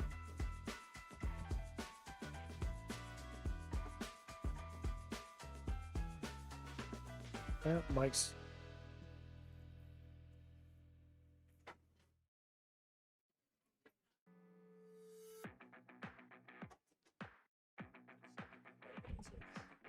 What's going on? Oh, okay, I got you. Oh, okay, all right. No, we were just turning off the overhead lights on around the computers. Yeah. So we can see the computers better because, you know, couldn't see them that well. Yeah, I mean, I'm struggling here with my specs, I must admit. I've got the progressives on, but the distance I'm sitting away from the screen is kind of like that sweet spot where it's blurred, no matter where I look. You know what? I think we should probably start doing a little bit of traffic control next time. Yeah. Through here, because we're starting to see these. Like, there's no tables available over there. Oh, there's one. There's a couple of tables. You're right. Next time, yeah, I think next time when we get down to the final couple of tables, we could put a barrier there. We'll put a barrier over here, like, because, you know, we're getting down to the point where it's 7 o'clock.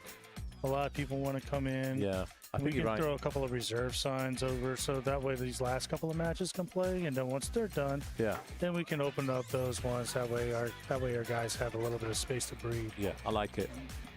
So we'll have to remember that. Remember that for next time. I'm just talking about inside here, guys. Yeah. Thinking about things that can make it a little bit better for the players. Yeah, because obviously we're running this tournament at the same time the business is open to the public. When we started at 10:30 this morning, the place didn't actually open until 12, but we opened just for the tournament, and we were using 16 tables, and then gradually we've whittled it down. So right now we've got 4 tables left, and so obviously there are paying customers on the other tables. But it is quite a valid thing that Paul was saying there. There's a number of different routes that can take. And I know when Oscar does his West Coast tour here, he actually puts a little partition up. And they do that for a couple of traffic, things. For crowd traffic control. Yeah, exactly. Yeah. Makes sense. Have you ever been up to Sacramento, St. Oscar's place? No, I would It's love such to. a beautiful place. I would love to get up there. You got to go up there at least once. Yeah, I'm thinking maybe when he has a tournament, I might get myself up there. Yeah, him and Dez did a lot of good stuff up there.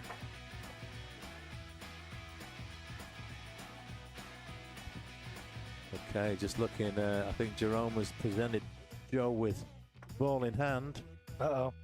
and he's already We already know what that means. 4-2 up. Yeah. Just looking at the layout of the balls there, I get confused with the 7 and the 3 with this ball I think he's set. going to play a little... I think is that the 3? Which one? No, that's the 7 ball. That's the 3 ball. Okay. And the 7's Brown. Yep, he played safe. Oh, he's going for 3 fouls, isn't he? Yeah, see, I kind of would have... I kind of thought Joe would throw a little bit of two-way action on there. Try to play that 2-9 and then send the cue ball somewhere to get a little safe. Yeah. You know, give himself a shot at winning and a shot at crushing the guy's hopes and dreams. He put him in a good spot, though. This is not an easy ball. I mean, we're talking what? Which one is it? 10. White. Whites. Yeah. Let's see. We're talking what? Having to try to come this way. No, my lines are all messed up, guys. Try again. Go on. Let's see. He's talking about coming in here, coming out this way, trying to bypass the 5 or get around the 5. Yeah. Okay, which is tough. Or coming 2 rails. Oops. Hang on. I'm trying it again. Sorry, just a second. Just got to do that. Okay, now go again. Okay. There you go. Or trying to go 2 rails with a little bit of English to come in this way. Yeah, I definitely need a stylus. No, do you know what? My fingers are practice makes perfect. It does. So, but yes, I'm talking. He's gonna. Yeah. So first things first. Oh, hang on. Don't do that. Get rid of that. Press the pen. Now it's ready to go. Okay. This way. Right. Okay. Yeah.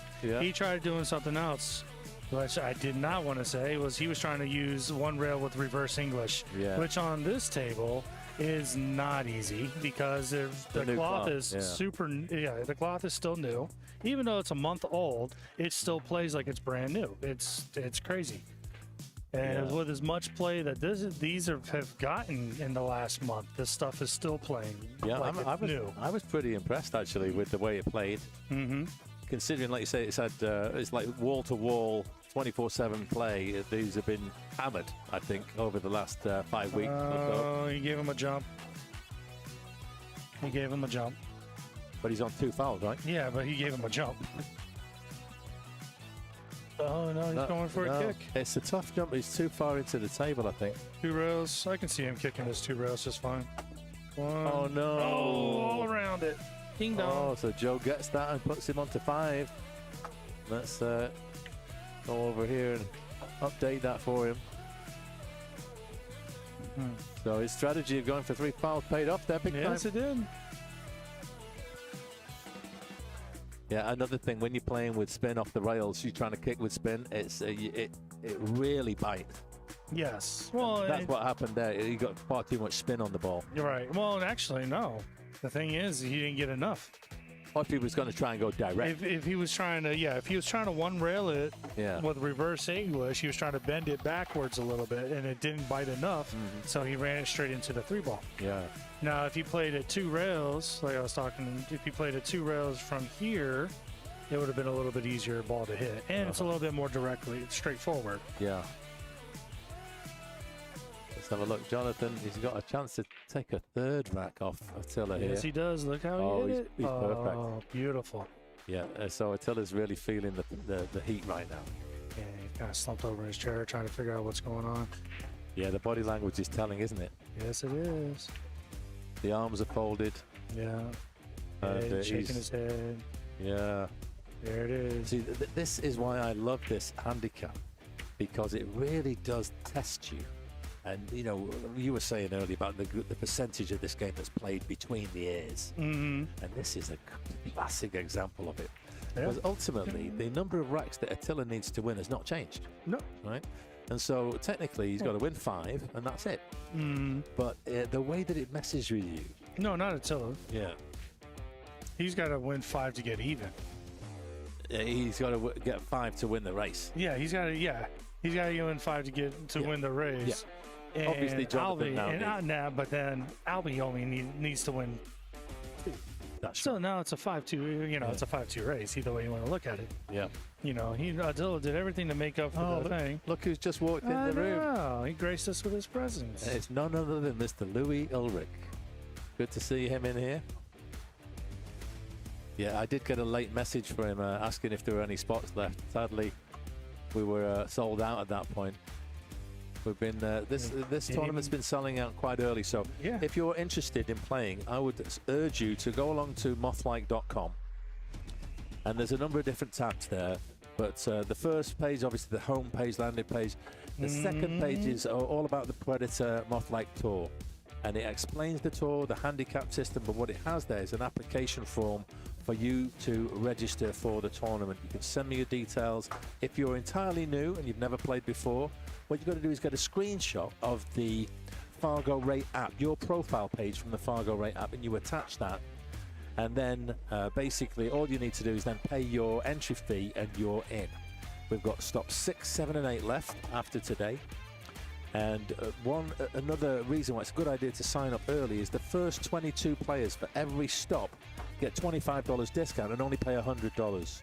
And it's only the last 10 entrants who pay the full price of $125, and that's because all of those $250 for each stop, that's what aggregates to make the $2,000 added for the season-ending invitational. So please check out mothlike.com if you're interested, or you can just DM me, Mike Holt, or Mothlike on Facebook, and we can have a conversation and get you signed up that way.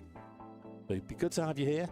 And as I say, it's been selling out pretty early, so if you're keen to play, don't delay. That would be my advice. Oh, it's a little bit of a little loose play from Attila there. He finally got a chance to really get himself to the table and put some work in. Got a little funny on the 3. Yeah, he can go for the cut in the side here, I think. Well, yeah, for John, yeah. Leave the 9. Well, that kind of looks like if he tries to play the 3 in the side, if he's hitting it thin enough, the 9 might trail to the corner. He's gonna hit the 9. The 9 can be a stopper and keep the cue ball in the center of the table, or at least with a viable shot to go for the 4 in the bottom left. So let's see what sort of contact he makes. It's pretty thin.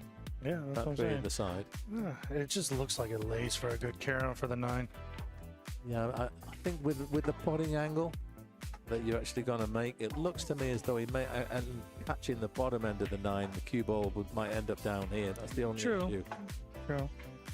But if you went really skinny on the 3, you could actually aim to put it in off the 8, 7, 8. Because that 7, 8 over there is making that a huge pocket if you hit anything on the bottom side of that 8.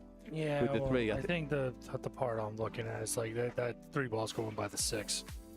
Okay, Jerome got one. Let's put that one on. So that was important, because if he'd have lost one more, Joe would be on the hill. So that's Jerome's mission, is to keep Joe off the hill.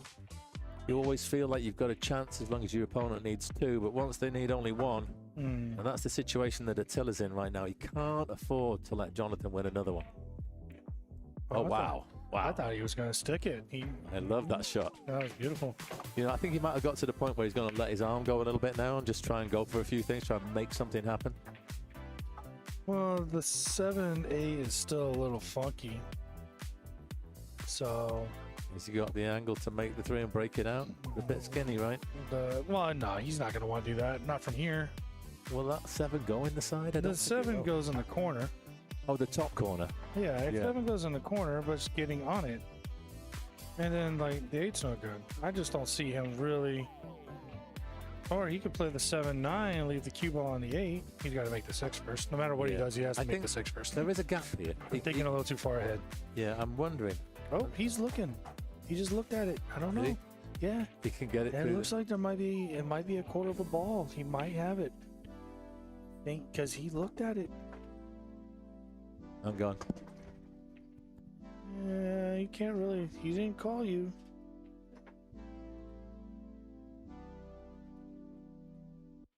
He's looking at it. Yeah.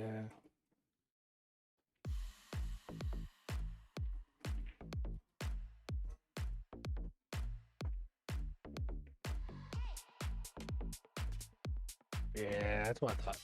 Don't go in. Just gotta stay up. There you go. I don't wanna go up, so It was extremely tight. I think it may have been just 8 first if he'd have gone for the side pocket. So he chose to play the lock-up safety. No, that's the smart shot. I mean, He remember, also developed the 9. yeah. Yeah, because the 9 was in a kind of semi-safe spot. Well, I kind of felt like I said, he sent the 2 ball. He sent the 7 over into the 9. You know, trying to make something happen with the 9 ball. If it goes 9 goes in, cool. If not, he's got a good safety on the 7. Put the cue ball behind the 8. You always want to keep giving yourself chances to win. That's the way to play the game. So I just want a quick message out there to you guys in Streamland. If you're able to hear both me and Paulie, could you put a little message in the chat? Let us know if you can hear us nice and clear. Is the backing music too loud, or are there our voices not loud enough? We'd be really appreciative of the feedback if you just let us know how we're sounding right now. Hopefully the stream's not laggy. We did have a few issues earlier. That cue ball's in. So Attila maybe getting another one on the board here. I'd be very pleased for that. Yeah, Oh, these are pretty much what they call throwaways. You just throw these away and get the next rack going. Hey, Joseph Dino, you say you can hear us okay? That's great. Really appreciate you. Are you, let me see now. Is it, what's that billiard hole now? Who?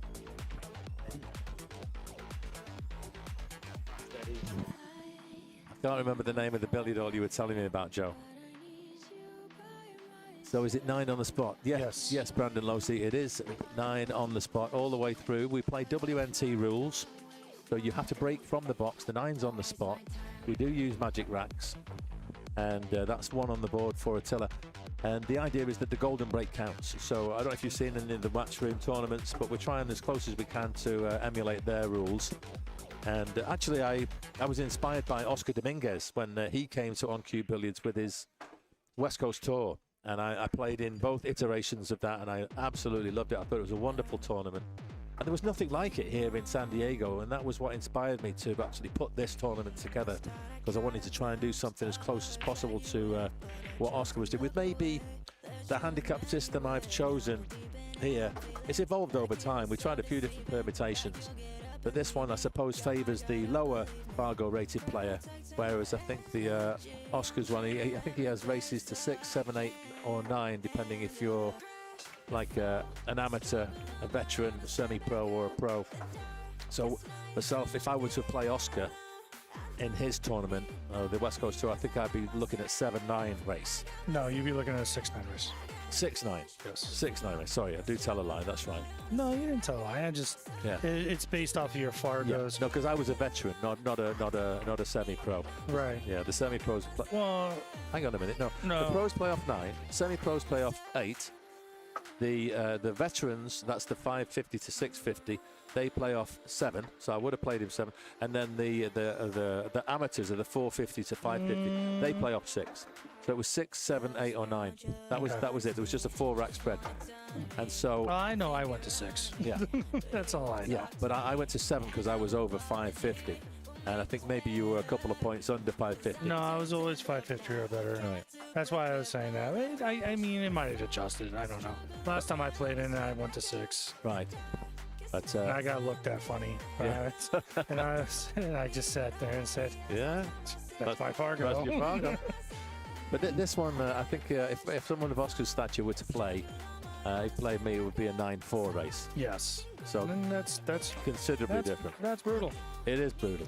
Yeah, if any pro wants to get himself in stroke, just come down here and give him 9-4 races all day.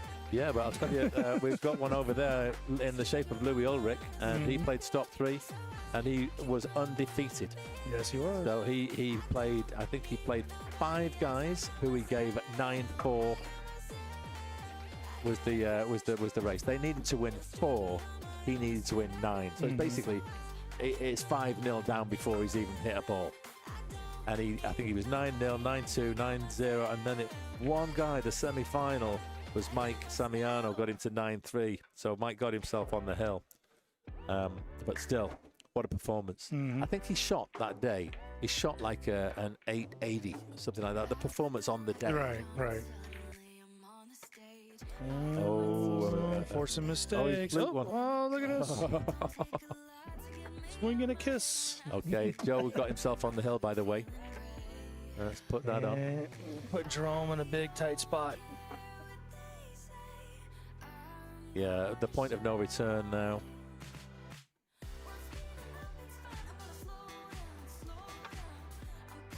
But Jerome can still turn this around. He has it in him to do it. I've seen it. Okay, this pool hole that Joseph Dino was telling me about is in Austin, Texas. Okay. And they have they've got a Texas Open coming up soon. And the name of I can't remember. Billy Bob's? Is it Billy Bob's? Or Skinny Bob's? Or Skinny something? Bob's. Skinny Bob's. Skinny Bob's. That's it. Thank you very much. Wow. Yeah, so Joe Dino, he's a friend of Bobby Basita. Okay. Who we were playing a league match. Skinny Bob's. Thank you, Joe. Thank you very much. And apparently the Texas Open is going to be there very soon in the next week or so. Yeah, that's crazy too. Yeah, I think Bobby's going up there to Texas to play in it. See what I mean by traffic control? I do. I hear you.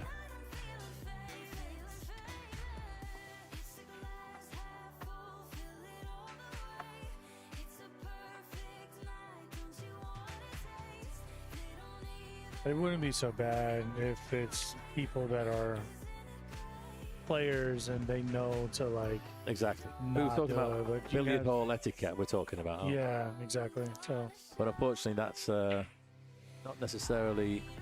No, it's just people not on the sake. Okay, I'm got called over. Okay. Forgive my yawning.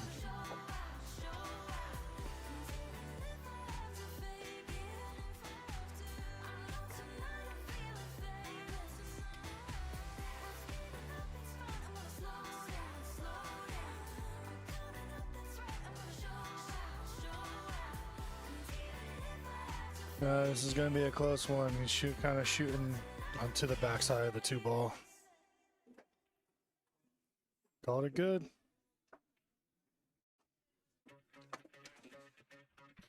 It was a good hit. And free to watch on YouTube on Skinny Bob's channel all week. It is the week after the US Open, Joe tells us. So that's the Texas Open. So the US Open, is that on right now or is it coming soon? I think it's on soon. I have to pull up the schedule. And isn't that's in Atlantic City still, right?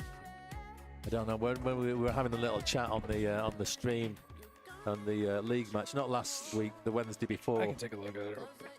Because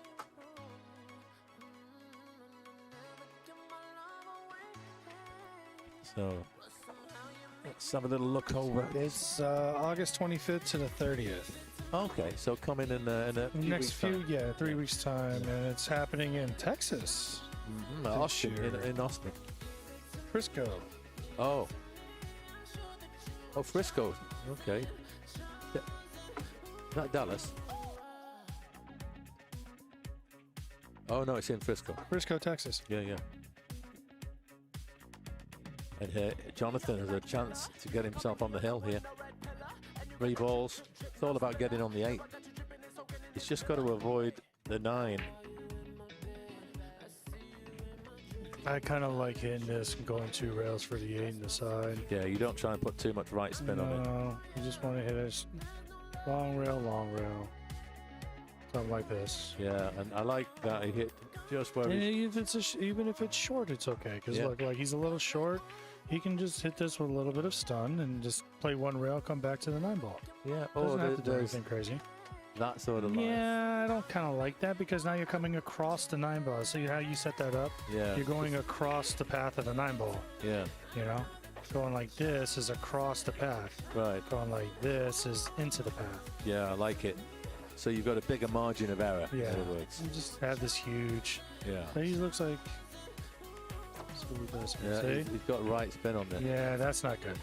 Yeah, he's going to put himself under the rail. Yeah.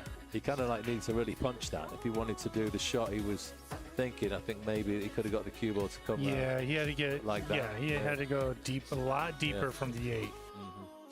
Because he had to play into. Basically, he had to. I messed this up. There's your pen. There Thank you go. you. He had to come into that rail to do what he wanted to do. I think that's what his mind was in his mind. Yeah, you know. but now he's like, this is a pressure shot. This shot right here. Oh, look at the shot on the left hand side. Oh, that's still no, that's fine. That one's okay. Slick claw, nice, just top. You can overcut this actually. Where's the cue ball going? No, Where's the cue ball going? No way. I didn't think so. Not even close. Nice shot from Albie. Nice, jump that in. Albie's on the hill, man. All right, so we got 2 marks. Oh, and Jerome just is a 3-6 or 4-6 now. Is the tablet working now? yeah, Yes. no, the tablet isn't working. Hang on a sec.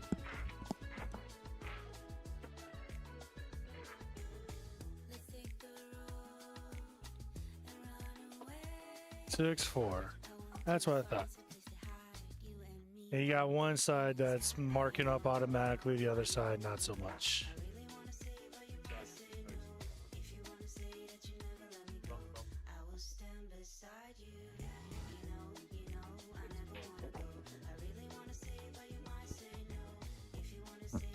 Okay, those scores are correct right now.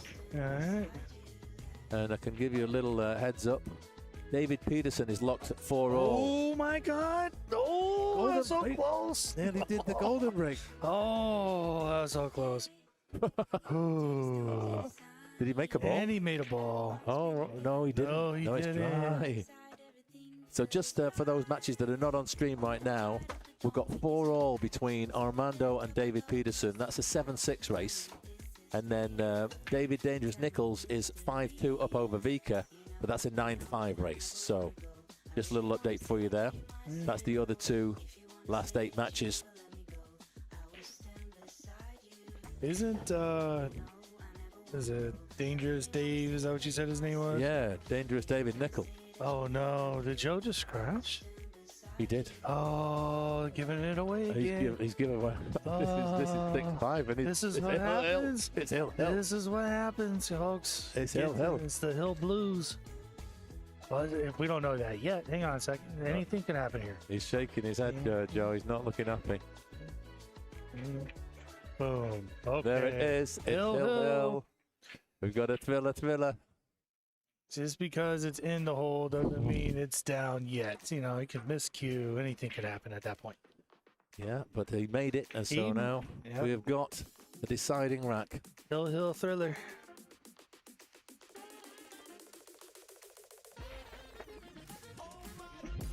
And the tiller is also at the point of no return. He needs to win 4 racks without reply. He's got to keep Jonathan quiet. Jonathan will be feeling great right now. All the pressure has eased off him, and it's firmly on the shoulders of Mr. Sorba. All of them. So, unfortunately, we're not looking. What's the first race? That was won by Jeff Best. This one? Yeah, Jeff Best. He's coming to finish. I like that. Wait, this one here, glow blinker? What? Glow blinker, that Wi-Fi thing? No. No, that's the mobile hotspot. Right. But So yes, it is. Is it a good one? it's okay, Because I'm looking to get one. but it's like $50 a month. Oh. Really good. Alright, sorry to interrupt. So it's okay. Okay. That was Sprouty there. One of the regulars here in Old Billiard Cafe. Okay. Hearing you breathing. Oh shit, the baby's pressing on my lung. Oh, you just have to.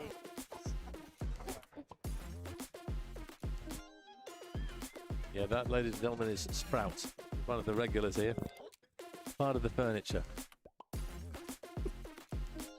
He's a good. Yes, he is a long time fixture here at On Cue. Yeah, he's a good lad. It's just part of the furniture, kind of. Yeah, he's always. That one's a new one to me. Always cheerful. I'm learning new things every time I come and talk with Mike. Part of the furniture. Yeah, I said one earlier. I said he's got to go all the way around the houses to get there. And the guy beside us said, "What are you talking about going around the houses? It's like take the scenic route." You know? That's what Attila's doing right now. That was a foul. That was a foul. Yeah, he concedes it. Oh no. Oh no. He decelled it. It didn't hit the rail. So now what's Joe going to do? Is he going to go for a naughty 3 fouls again? I think he is, you know. Yeah, he is. He sure is. There he's going for the 2. No. I see what he's doing. Okay. And 2 clears the 6. This is going to be nasty. Not bad. 1 rail. Nope. 1 rail's gone. Oh, 2 rails then. Yeah, Okay. it's 2 rails. Let's give me a white pen. I'm going to try and draw it. Where is it? We're on the left side. There you go. Yeah, so like this. Oh, hang on. Try again. I kind of like doing like a 3 rail thing here. Yeah, 2 rails to go directly in it, but I kind of like hitting this with 3 rails. No, I'm with speed. Oh, okay. You know what I mean? So you want to come into the backside of the 9. Yeah, he's doing 1 rail. 1 rail, but with a he's bit going of to spin. He's spinning but it. that Yeah. 9's. Ooh, you see What a how close shot. that came to that 9 ball? And he's going to get a result. Is he? No, That's why I didn't like it. He's got cover. Yeah. He's got cover. I think Joe's got to go for the short stick.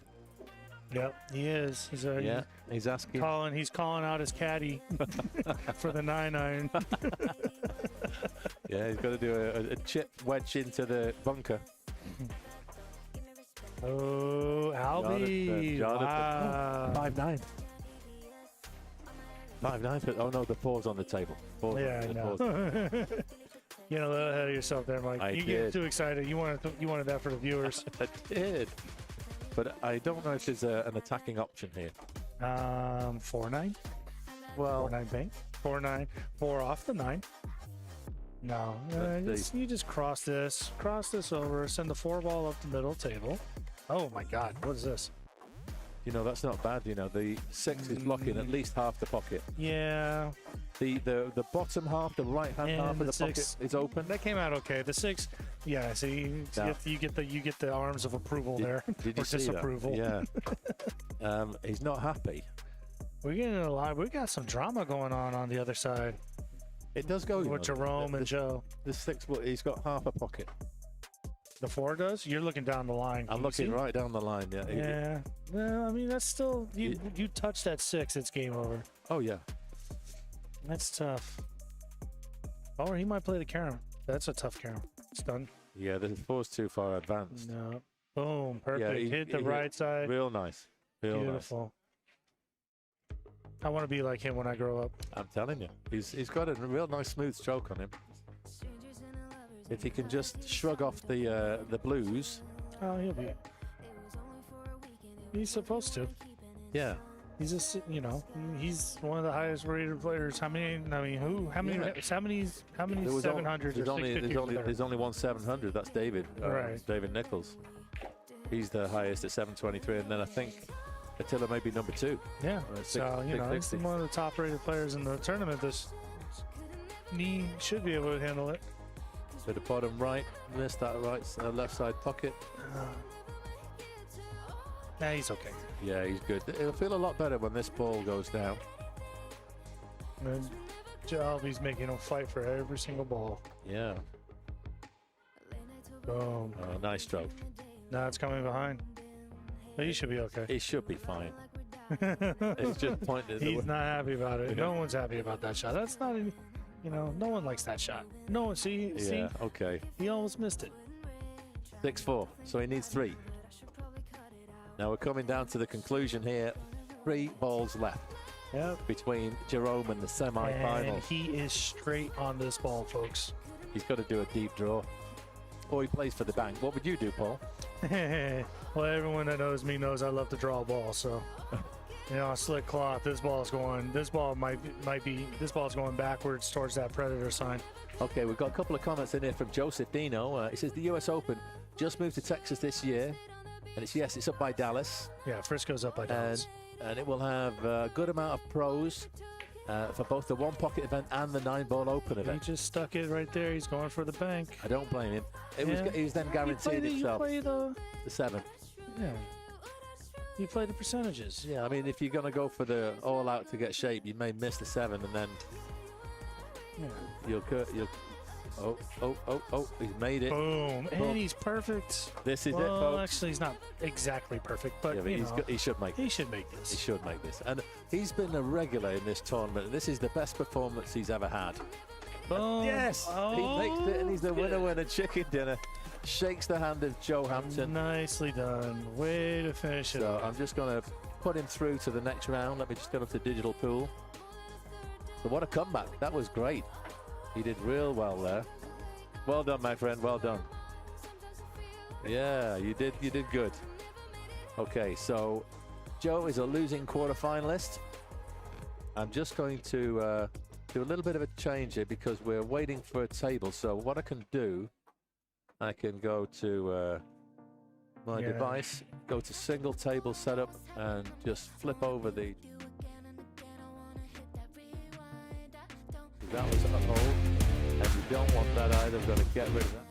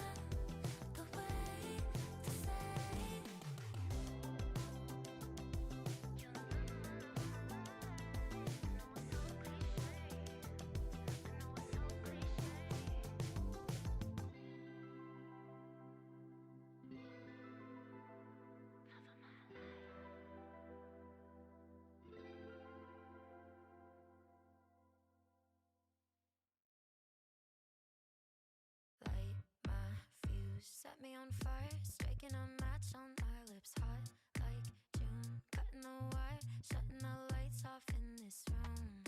Don't you feel it too? Heartbeat go like boom, boom, boom when I'm with you. One touch electric, two flying sparks, 3 seconds from seeing stars. Ooh, ooh, I like the way you like to move. Ooh, ooh, ceilings are gray, you make 'em move. Blue like a summertime sky, you're cool like a lover on ice. Ooh, ooh, I like the way you like to move.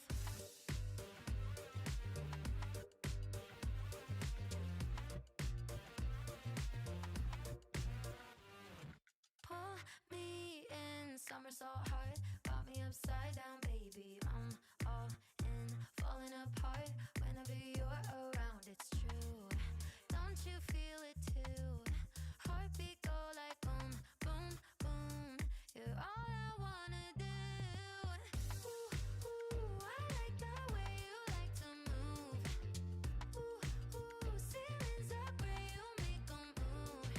Blue like a summertime sky, you're cool like a lover on ice. Ooh, ooh, I like the way you like to move.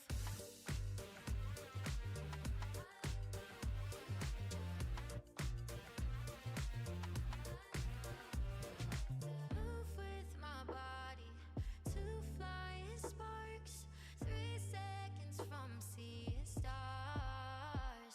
Yeah. Ooh, ooh, I like the way you like to move. Ooh, ooh, ceilings are gray, you make 'em move. Blue like a summertime sky, you're cool like a lover on ice. Ooh, ooh, I like the way you like to move.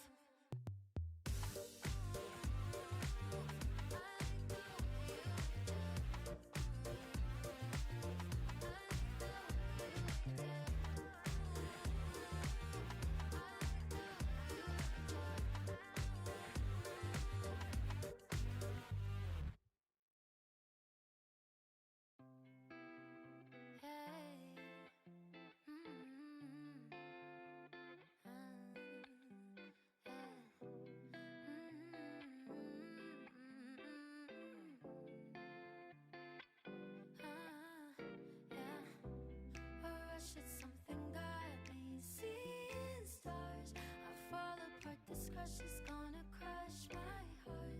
So lush, I'm loving lying in your arms. I fall apart, this crush is gonna crush my heart. Baby, I should know better, should keep it all together, but I won't.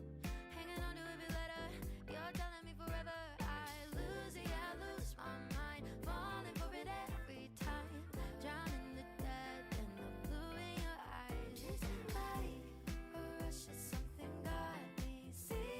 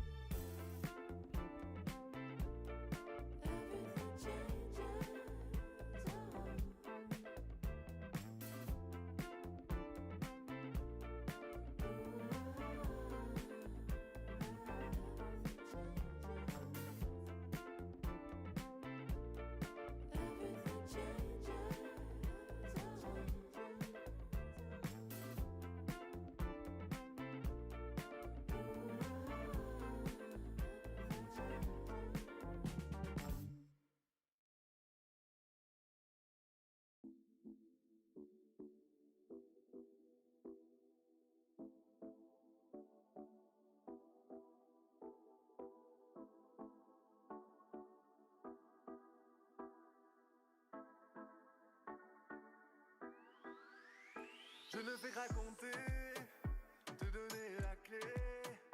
Juste un exemple, la vision du monde peut vite être faussée. J'ai cru longtemps que j'arriverais pas à faire les bons choix. J'ai cru longtemps que le regard des autres donnait confiance en soi. Et quand ça fait mal, et quand ça fait mal, faut garder espoir, faut garder espoir.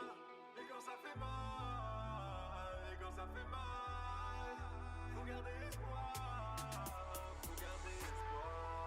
On est tous ensemble, ambiancés, la vie en C. Saisis ta chance, il faut s'aimer, la vie en C. On est tous ensemble, ambiancés, la vie en C. Saisis ta chance, il faut s'aimer, la vie en C.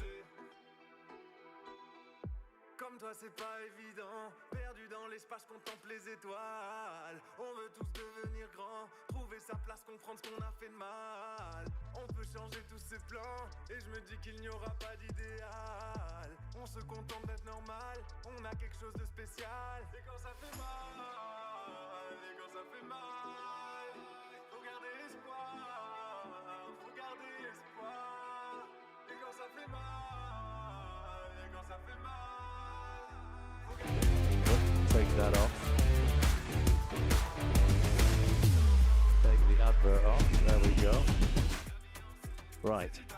Now then, that table on the left, I'm going to need my little remote control. Oh. Okay, that's just restarting. And what camera number is it? All right, but while Mike's doing that, we're looking at a.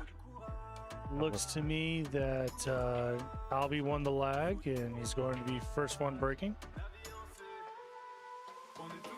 Oh, Vika's shooting. He's shooting for their side.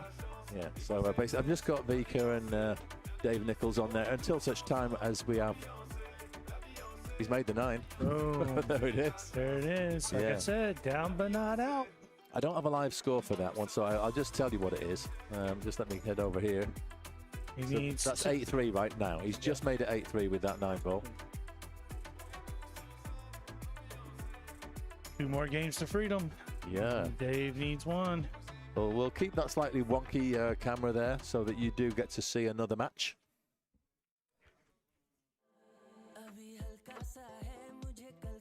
That's not too bad. Yeah.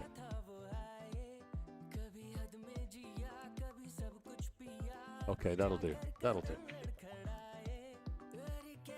So, rack number 1 underway now. Jonathan and Jerome. This for a place in the final. Just to give you guys a little update, on what the dinero are. Basically, the 4 losers in the last day all get $200 each. Then these losing semi-finalists will get $360.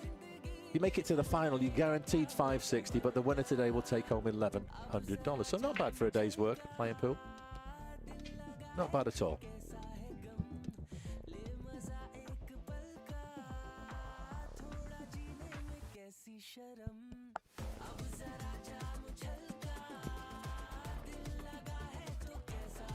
Coffee. I use a lot of creamer. You can just dump it in. It just has to be like lots of creamer.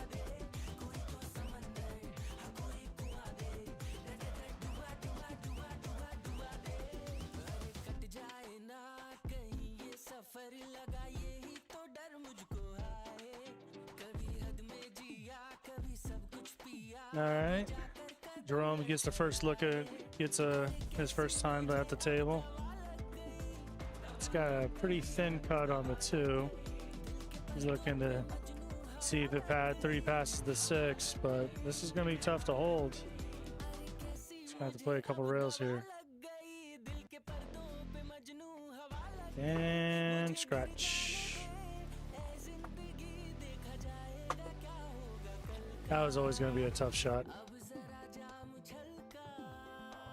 Tough to try and lag it. Tough to try and hold it with a little bit of inside. Try and catch the short rail.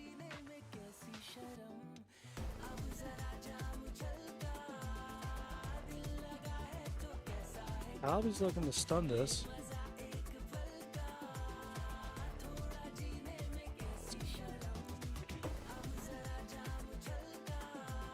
Oh, how flat did he get? Ooh, it looks pretty flat on this. He can roll this. Try and make it bite off the first rail to get into the second.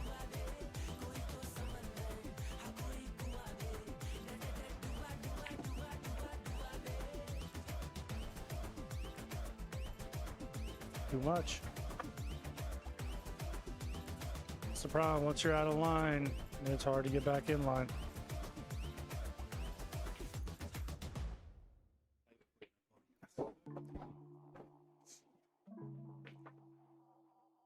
Just snuggle this up on the 9. Do anything fancy. There we go. Very nice shot. Very nice save.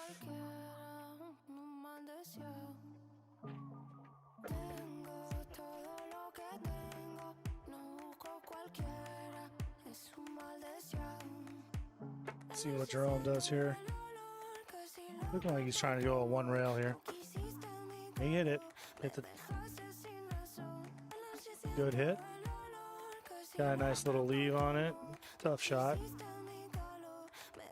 The good news is that John just has to focus on making this ball, and cue ball's gonna come right back if he decides to do that.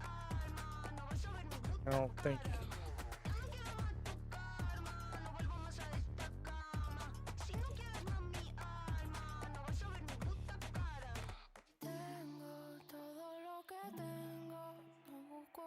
Good speed. Muscles up. Leaves it nice and tough for Jerome.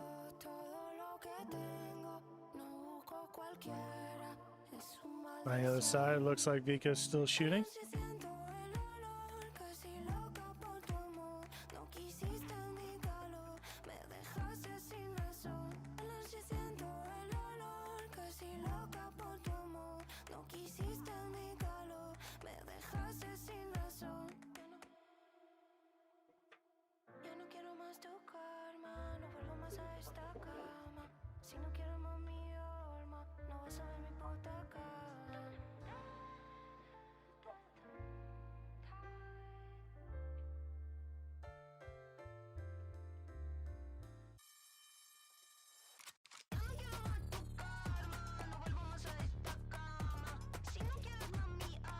Just found out that Artie just won his match and is going to be going into the semifinals.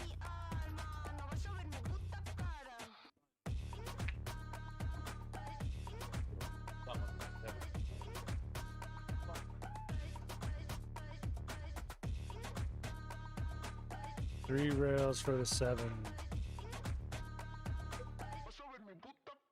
Nope.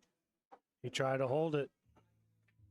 He was trying to hold it for the 7. That's why he missed. Sometimes it's better to just try to play good speed with center ball. Share yourself a good cut. Because that was definitely makeable. But, you know, he sacrificed the shot for shape.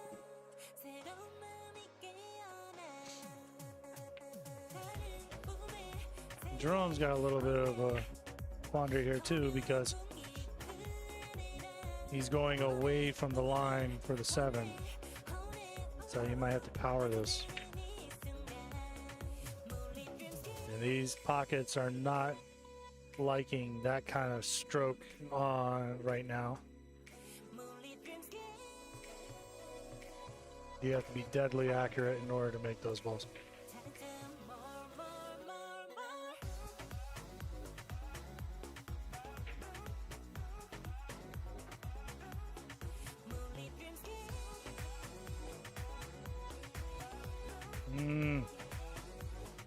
Jerome can see it. This ball's in.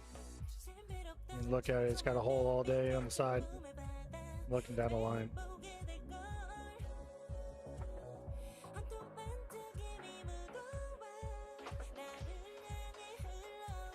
Here we go. But he's got a little wide on this 7.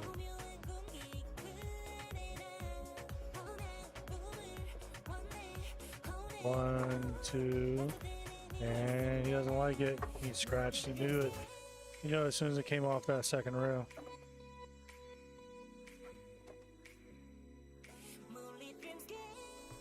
Meanwhile, oh, Vika jumped up a little bit. It looks like left it tough for Dave. That is not easy. It doesn't matter how high level player you are. That's still not an easy shot. Shooting out of the pocket, backwards cutting. He has to let the cue ball go. You don't know where it's gonna go. He might elect to play safe on this.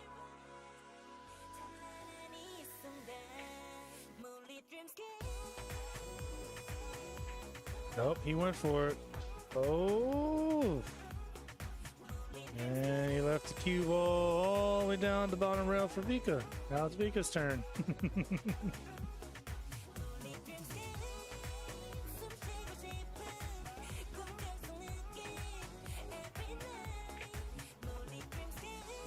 Jerome got the first ball, got the first game. Oh, Vika we're having. Well, that's not good. That's pretty much 9 balls on the rail. So it can be tough, but the cue ball is off the rail enough for him to be able to manipulate this ball. It makes it easier for Dave to not have to worry about a scratch.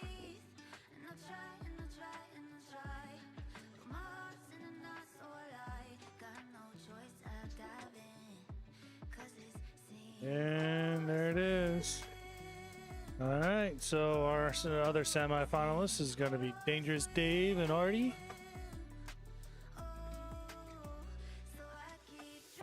They might get a couple minutes before Dave might get himself a couple minutes break before he starts playing, before they start their match. But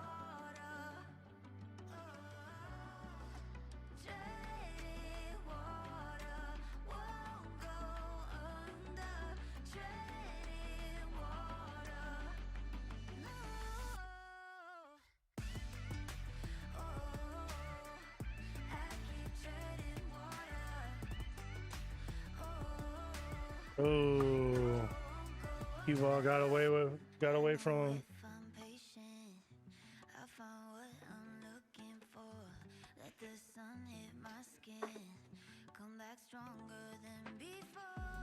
And looking at this layout, gotta look to see where our trouble balls are. You know, it doesn't look like there's a lot of trouble here. The 4-ball has 3 pockets, but the easiest pocket to get to is blocked by the 8-ball. So how he gets on this 2-ball is going to kind of tell us how he's going to play his pattern. And kind of a stun draw there.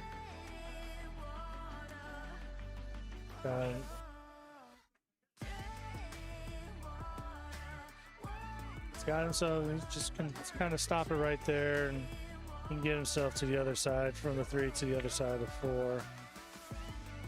Whoa, pulled it back too much.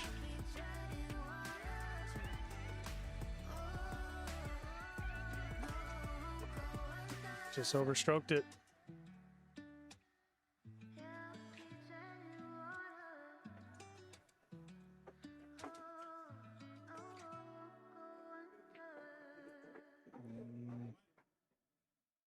He looks like he's trying to play perfect position, says zone position here. Yeah, see, he wanted to try to get close, and that's why he ended up short. If you play zone position, it's a lot easier.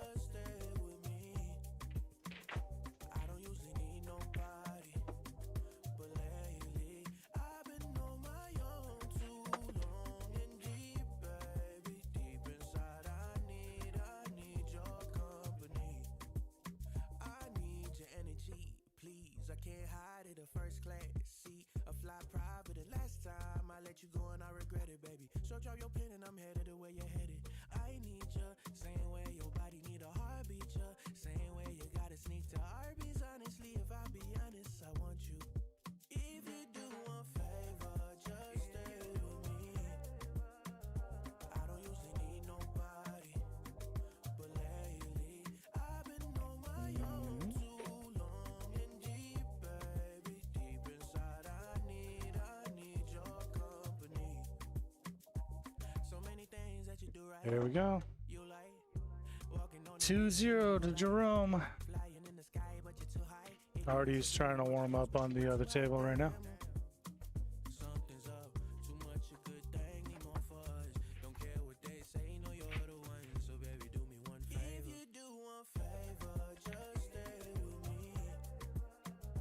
I think that is also going to be a 9-5 race.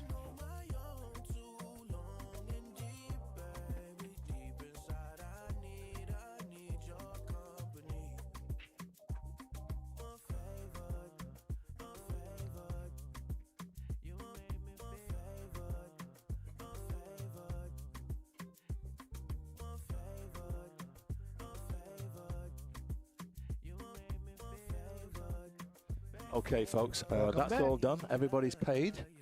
And now I can bring the camera back to where it needs to be, zoom it out.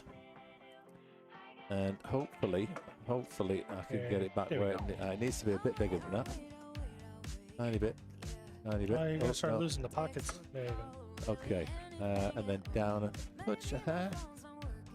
Got to go down too much, then up. Come on, just try it.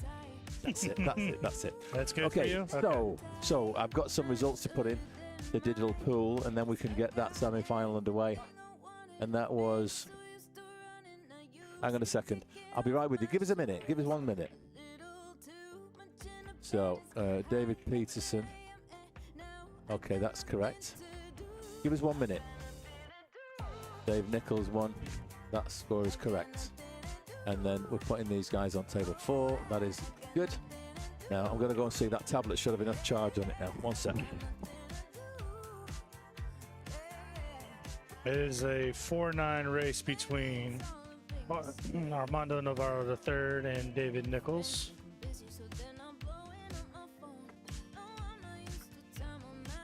So that is going to be either a very quick game or a very long one.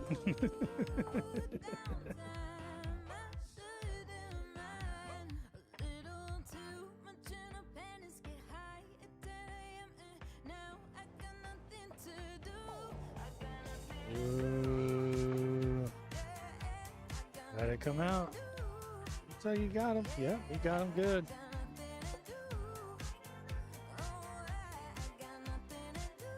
This is looking like possibly a 1 rail. I think he's gonna When the ball's close to the rails, though, guys, it's easier to try and go 2 rails because it gives you more of a solid hit. But if you're really comfortable with doing 1 rails, I mean, sometimes they kind of you get more energy off the ball, off the connection. So sometimes it's better. I mean, you'll definitely get a better leave out of it. But a 2 rails kind of just guarantee a good hit. All right. So Jerome's going to go to the air here. Holly's not taking any chances. He wants to make sure Jerome has to fight for every single game and every single ball now.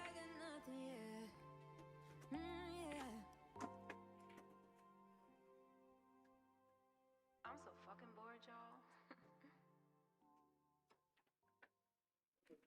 Good jump. How it lined up. Still got a nice little look at it. I hope he's got the right side of the ball. Just want to see what he can kind of come across it. He does have enough to come across the ball. I'm trying to bring the cue ball backwards with some spin. Behind the 9, have the 3 ball kind of just in the middle of the table. Hit it pretty hard.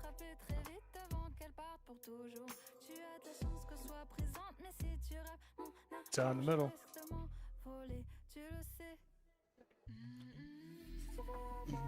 Jerome makes this. He's got a good chance for the wreck. He feels it too. There it is. He's got a nice look at the 4 for the 5. He's kind of actually on the upper side of the 4, so he might just elect to just come off and just keep that angle for the 5 back to the 7 in the same pocket. We'll see.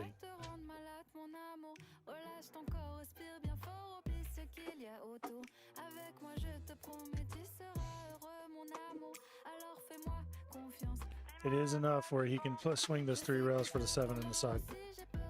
That's what he's looking at. It looks like Dave and RD are going to go ahead and get themselves going. Dave won the lag.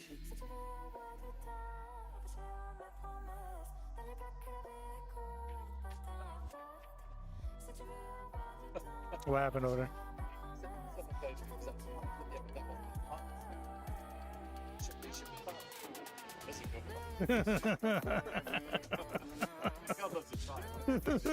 Can't hurt a man from trying, you know. The worst they can do is say no, right?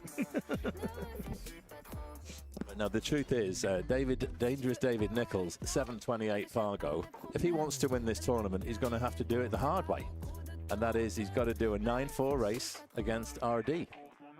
And I actually love watching RD play, and it's great to see him improve.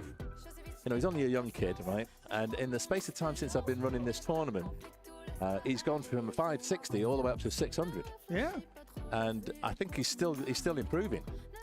And what's great, I do love to see him and his father playing in the same tournament. And even today, what was even better, his grandfather's in the room. Yeah, well, they're always here. His grandfather's always here. Yeah. He's also another piece of the furniture. I was saying to him, I want to get him in the tournament one time. That'd be great. Get him playing. No, and poor senior doesn't have. That's what we call him. We call him senior because he's senior, and then Armand and Artie's dad is junior. That's right. You know, so and he's the third. Right. Artie. They call him Tai Tai for, you know, or senior. Yeah, it's wonderful. This Filipino community that make up the regulars of this billiard hall. It's obviously owned by a Filipino family. I want to say a huge thanks to Clyde Norris for his generous hospitality in hosting this tournament. To the whole team who work here, they really do make it a pleasure to run this event. And especially right now, Saturday night, this place is kicking. I mean, we've just got like 15, 20 people just walked in the door. Every table in the room is buzzing, apart from the one adjacent to the table on the left of your screens. We've got the big match on.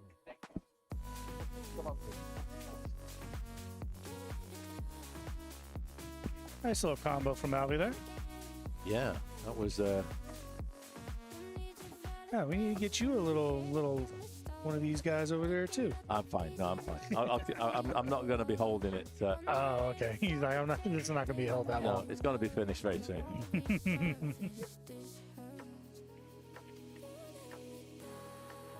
So, who's your money on out of these four now for the title? Ooh, that's tough. So I like Artie's energy. Yeah. You know, that's what we're talking about. He's like you say, he's constantly improving, and I just like his energy. It's going to be interesting to see how he handles what happens, because like I said, everything's in between. It's all of everything that happens in between the ears. Yeah. That's what I'm talking Yeah, about. I've got a bit of a problem there. Yeah. We're just gonna have to. Why don't we just chair that off? Yeah. Hang on. Yeah. Because you're gonna have that problem. We're gonna try to do some traffic, so a little bit of traffic control. We're gonna need to get a couple of chairs, and there you go. Grab that stool. We don't have any. I don't think we have a little guard rope there.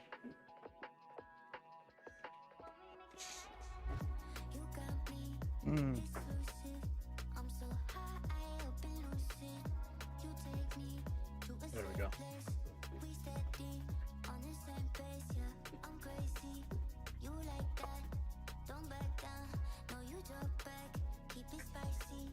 Almost to the point where we need to lock that door too. No, you can't lock that door. Yeah, that's true. Is this a 3-9? Definitely. Ooh, good hit. Ooh, another good hit. So, like I was talking about, we were talking about pressure and, everything happening up in the mental space, right? Exactly. Well, there's pressure on the top players having to give up so much weight, but there's pressure on the bottom players too, because they're playing somebody that's leagues ahead of them. That's true. And one thing I noticed, and this I noticed when Rogin got himself to the final that time against Louis. He was, oh, hang on 1 second. I've just got to go and present the winner with his prize. Okay. 1 sec.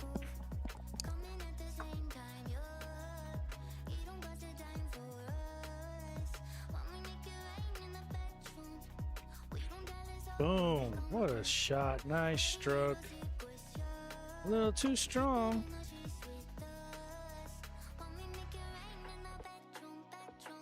What do we got here? Ooh. Oh. Unfortunate double kiss there for Dave.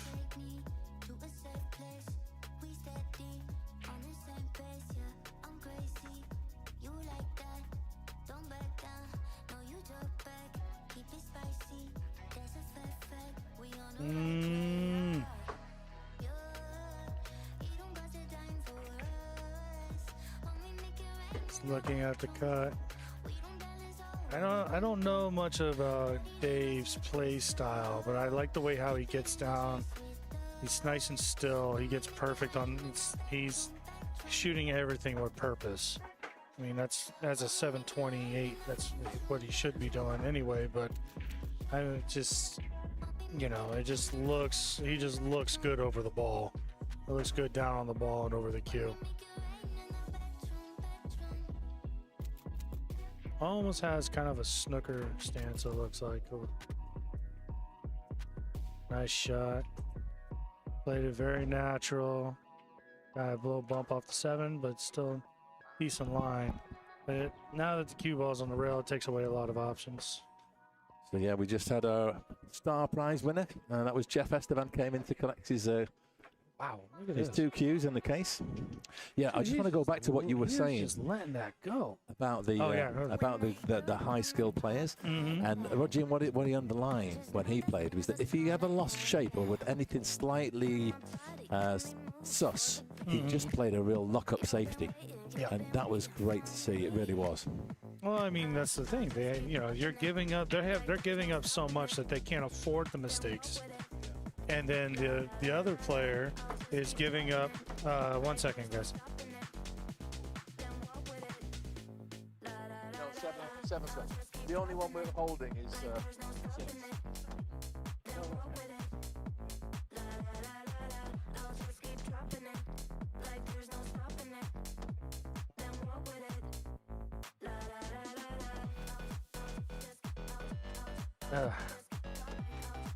Sorry about that. They're asking us about tables.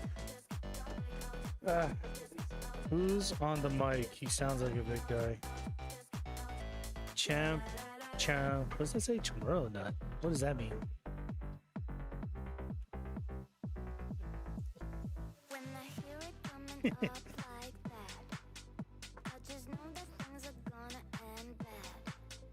I don't like to say I'm a big guy. Maybe I'm a medium guy. I don't want to think I'm a big guy.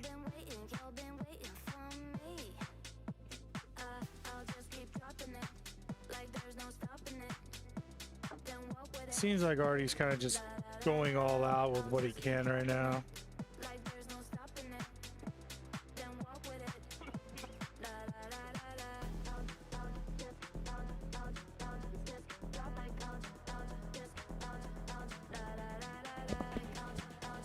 So yeah, we've got a security team over there now. Good. Locking it up for us. What's Albie doing here? He's just trying to leave him funky. That's pretty funky. It's not easy. So, like... Jerome's off to a flying start, though, here, Yeah, so Albie's had some mistakes and kind of left it open, and the layouts were fortunate and favorable. And he doesn't want to... That's kind of the way it is. But this shot's not easy. He's got a back cut. If he tries to play this into the... If he tries to play this into the top left, it's no good. Because, you know, too much, and he can draw it straight. He can stun that or draw it straight into the side because he's shooting down. And then the blind pocket's no good neither because it's taking him away from the natural path of the ball. Okay, you're right there. See? Yeah, and this is a chance that Jonathan's really got to take here. Having said that, oh no, that's gone perfect. It's gone nice. Yep, laid up really good. And this is kind of just a... He's got a tiny angle, hasn't he? Yeah. See? Oh, Artie's kind of overamping it over there. Would you try and get straight on the 9, or would you leave yourself a little angle? I just want to make this ball not scratching the side, honestly. Because you have an angle, no matter what, you know? Boom. Yeah. Yeah, that's it. I think dead straight on the rail makes it harder. If both the balls are on the rail. Yeah, well, when they're... Actually, the 9 ball's not on the rail. It looks like there's a little bit of a gap there. Or maybe that's just the white I'm seeing.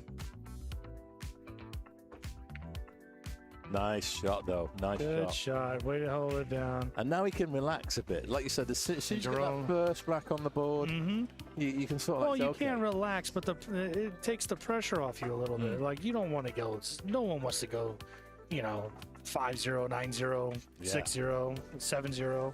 Exactly. No, nobody wants that, you know? So you definitely just, I just want to get this one. And then once you get that one, you kind of like, okay, let's move on to the next one.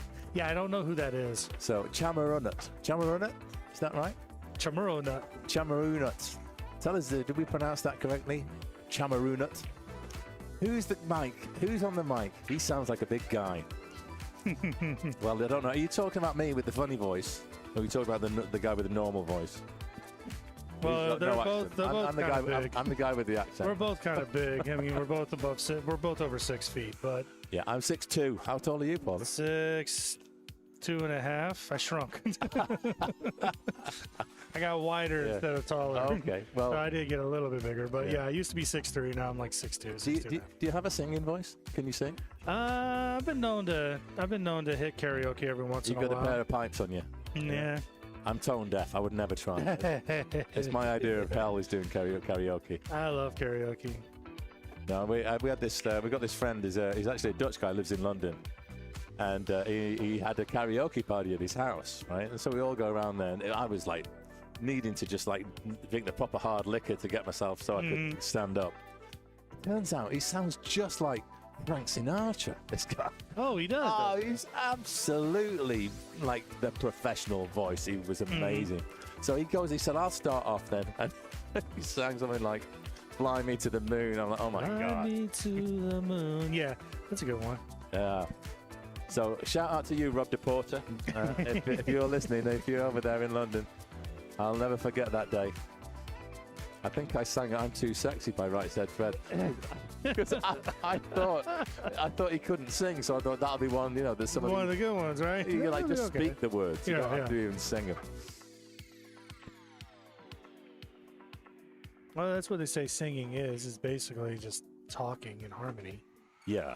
But That's what they say. But some people have a gift from God. Do you know what I mean? They have a heaven gift, you know, send gift that makes their voice sound like an angel or like a musical instrument. And have you ever I've watched? got nothing but admiration. Yeah, have you ever watched like on YouTube? Like, speaking of YouTube and everything else, like, or the America's Got Talent or Britain's Got Talent. I love watching those. I hit all those. I watch all those Golden Buzzer ones, and man, just some of the voices and some of the acts that they have is just unbelievable. What do you think about Dave's cue action? Have you had chances to study what he's up to? What he's about? You know, I was just that's what I was talking about Dave. His fundamentals are pretty sound. Like you see him. He get has a down, snooker background, right? Yes, exactly. Yeah. That's I kind of, you know, the accent kind of gave it away. I'm not gonna lie. Of course. And then I saw the way he kind of, you know, the way he's kind of standing and how he's getting down. It's compact. Mm-hmm. It's very, you know, very compact, and then he's very center ball controlled. Yeah. You know, like there was just a couple of shots I just saw him just go at it, and I'm just like, He seems to be able to generate a lot of power. Yeah. Well, and he's also quite accurate with the power. He's not like I think generating the power. He's not moving. That's where the compact stroke comes from. Yeah. You know, I've just been watching a lot. There's a lot of things where we're talking about like big swinging strokes, like what Louis has. Louis has kind of a big flowy stroke, and then you got like Joshua Filler and, you know, a lot of these other guys that have these compact strokes. Less movement. Right? Yeah, less movement means more accuracy. Doesn't matter who you are. Yeah, but Dave, just to give you a little bit of background, he wasn't just a snooker player. He was a professional coach. Worked for the World Professional Billiards and Snooker Association, the WPBSA. So Dave? Dave, yeah. Dave? Yeah. Okay. And he actually coached a female player, Chinese player called, I think, can I get the name right now? I'm going to have to check with him. But suffice it to say that she then became the ladies' world champion. Oh, okay. And went on to make like staggering progress within the game. Mm-hmm. And I think it's to do with the fundamentals and that technique that he imbued in her. So yeah, he's you know, when you've got technical to the degree that you can be a professional coach, I think that that shows a lot. It shows that you've got that deep understanding of the fundamentals and what it takes to deliver the cue in a straight line. Well, that's the thing about coaching, you know. All coaches and teachers can do is just teach you the fundamentals, and what do you call it? The theory of certain things, like the theories of rails and how to use the diamond system or the point system or whatever system you want to use for kicks and for rail position or stroke delivery or stance, how to stand your feet, how to hold your hand. Cue in your hand, like all those things.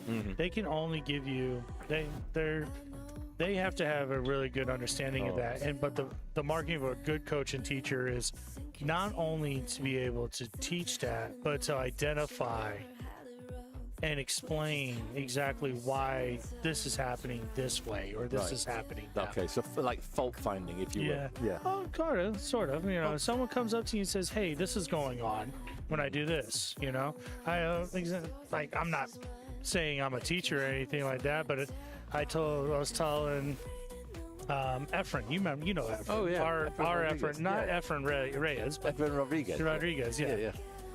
He was coming and he was talking about, hey, I'm having an issue every time I try to draw the ball, right? And he's saying every time I go to try to draw the ball, I keep having this issue where my cue turns to the left. Right. And I said, well, why don't you do this? Instead, set up and show me what you're doing. He showed it to me. I said, okay, well, what you're doing is you're gripping too much to the outside. I said, try turning your knuckles down and holding your hand that way when you go to shoot. And he does it and he goes back perfectly straight, and he goes, why? He's like, well, why is that? I said, well, it's because, think about it in kinesiology, study of the body, right? Yes. everything happens for a reason. If you turn one part of your body one way, something else has to counter that to make it work. Absolutely, yeah. Right? So when you have your knuckles up, when you shoot, your elbow turns in. When you have your knuckles down, your elbow turns out. I told him, I said, what's happening is your knuckles up, you're turning your knuckles out, so your elbow's turning in, which is making your cue kind of steer a little bit. Right. So if you turn your knuckles down, that's just flattening your elbow out, or straightening your elbow up so it's directly over the cue, and then you got through the ball. Yeah. He's like, man, he's like, how come no one ever told me that before? Well, here's the other thing. No one wants to give you thanks for free. No.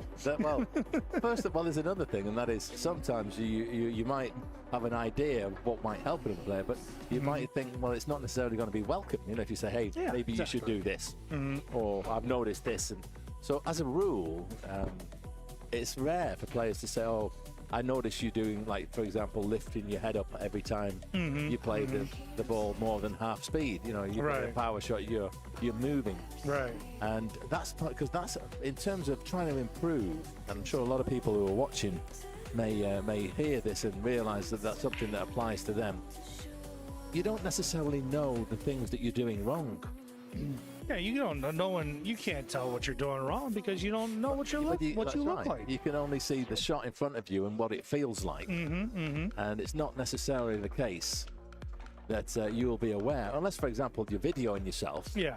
And then you can look back at the tape afterwards and see, oh, maybe that's what I was doing wrong. All right.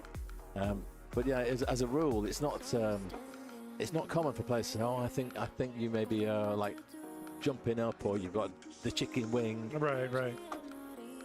And that, I think, is the first challenge, is for us to understand what we're doing wrong. And you know Niels Fahan, the Terminator, the Dutch player. I actually went on his YouTube channel, watched a lot of his amazing videos, incredible ones. If you've never seen them and you're interested in the game and trying to improve, head on to the Terminator. He's the world YouTube. champion for a reason. But he's also got the Terminator College, and he offers these the paid programs. And that was a wonderful shot there by Jerome. I think he's pretty fired up. And surprising to say that what we're talking about is when you're doing something wrong and you don't know it. He called that unconscious incompetence. And the first thing you need is to become aware of the thing you're doing wrong, and then you're consciously incompetent, because you know you're doing something wrong, you know what it is, and then over time, practicing, you can try and correct that fault, but you're having to do it deliberately. So after, let's say, 2 or 3 weeks of practice, you might become consciously competent.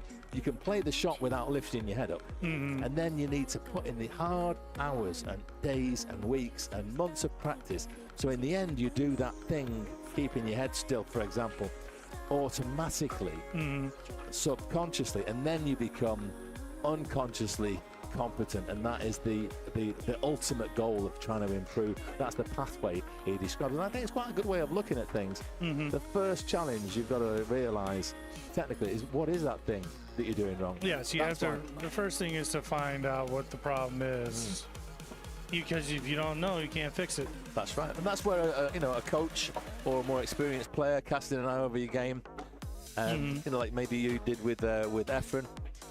That could be really handy.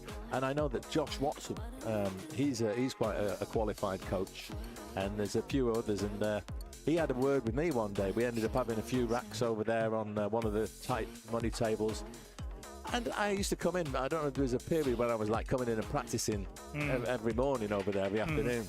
It was in the build-up to going to Las Vegas, and we had this little rack, and he said, Mike, I'll just tell you one thing, is that I wouldn't change anything about your fundamentals. He said, but you don't have a backswing. You've got no backswing. You're just going like this and hitting the ball. Okay. Like doing your little diddy. And if we can try, so it's just like one thing he identified, and it sounds so simple, doesn't it? But I mean, let's face it, the backswing is the fundamental element of the stroke. And trying to get that so that it's nice and timed, and then delivering through. What have we got here? We've got Jeff Joss Esteban. It says, go Yokis. Who's Yokis? Which one's Yokis? Is Yokis Jerome? Yokis is Jerome, okay. I guess. I guess it is. Oh yeah, but that must be a family member, right? because he's Jerome Esteban, and that is Jeff Joes Esteban. So tell me, Jeff Joes, are you related to this gentleman, Jerome? He's doing pretty well today. He's feeling it right now, guys. Yeah, but we're actually saying that, 4-1 up, he's probably favourite to get through to the final unless Albie can sort of produce some of the stuff that he did against Attila in the last round. But yeah, I mean, I've watched Jerome over the course of this series, and he's played in multiple events, and this is quite far and away the best performance he's achieved, and especially if he could win this match and get to the semi-finals. Oh, what a shot. Wow. Nice shot. RD just hammered that one and he drained it. I was talking about the safety. I didn't really see that one. Oh, like I said, RD's kind of firing it all sick. I think he's going to firing combo. all cylinders right now. He does not want to. Made the combo. Any chance of a shot here? Okay, he's Yep. got a straight 2 in the bottom. He is not trying to give this guy, trying to give Dave any chance of getting back to the table. Is that the 7 next to the 9 up there? Yes, it is. Okay, so the 4 ball is next. Then. No, 5 ball. Well, this is the 4, right? Which side are we on? I was talking about this one. You're talking about this one? Okay. Yes, the 4 balls. Yeah, I'm talking about RD on the left-hand side there. Yeah, he's going to, I don't know what he's going to do here. Just pop this in the bottom. He tried. He tried to draw back. There's quite 3 rails? 3 rails? It's going behind the 4. No, it's going to pop out. Boom. Okay. I think Dave makes this. He's trying to sprint. So Artie's trying to sprint while Dave's in for a marathon. So that's turned out okay. He's going to be on the rail though. yeah, he's not happy with that. It's going to be hard for him to get the cue ball above the 5 here. So he's maybe looking at a thin cutback. He leaves the cue ball somewhere close to where the 4 is now. Jerome's playing some really nice pattern play over here. He's trying to stay in lines with his shots. 7 to 8 though. That's the challenge now. You go forward or back? He's going to stun it back. He's not got an awful lot of angle. Oh, you see that? Dave tried to force it to get above the 5 and he's missed it and fed up. His cloth's not going to like it. Yeah, do you know? This is a chance for RD to get to 2. Really good chance. Yeah, Jerome had more angle than it looks to stun that, put a little bit of outside and come back. Play 1 rail across for the 9 in the same pocket for Jerome. Yeah, smooth. But he wants little bounce. He wants more than that. Yeah, this is that pressure 9, isn't it? Let's get some. Oh, we've got some crack-a-lug going on here. Tagala? It says Boto Kalaban Tol. Boto Kalaban Tol. Boto Kalaban Tol. What does that mean? You don't want to. Boto Kalaban Tol. Oh! Ooh.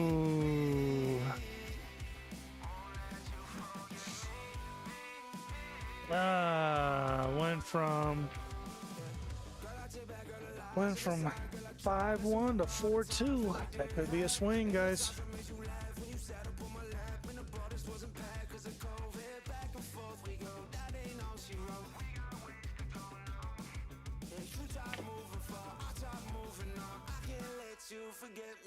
Mike went for a translation.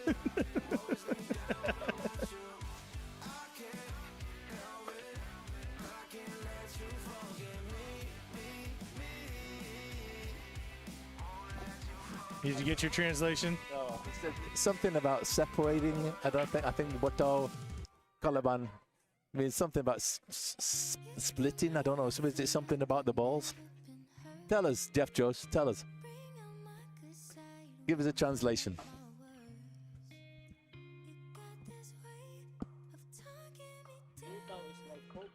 Hey. Oh. So it says Boto Kalaban.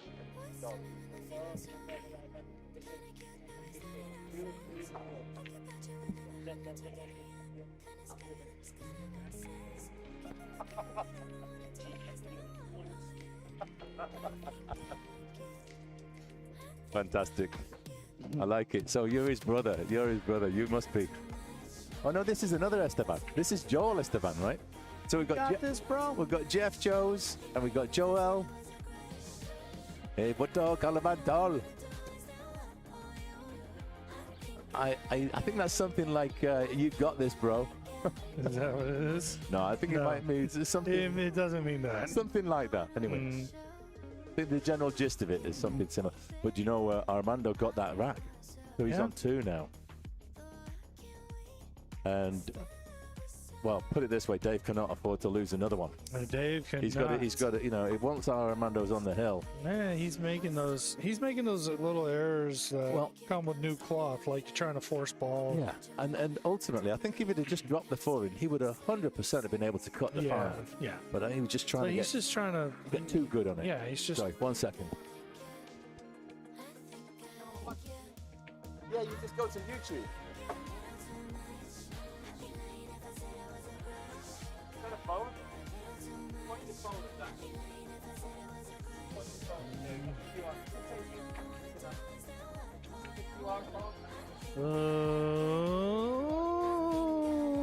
He's looking at it. Nice break from Marty over there. Made the 6, but doesn't have a good look at the. He doesn't have a good look at the 1 ball. Okay.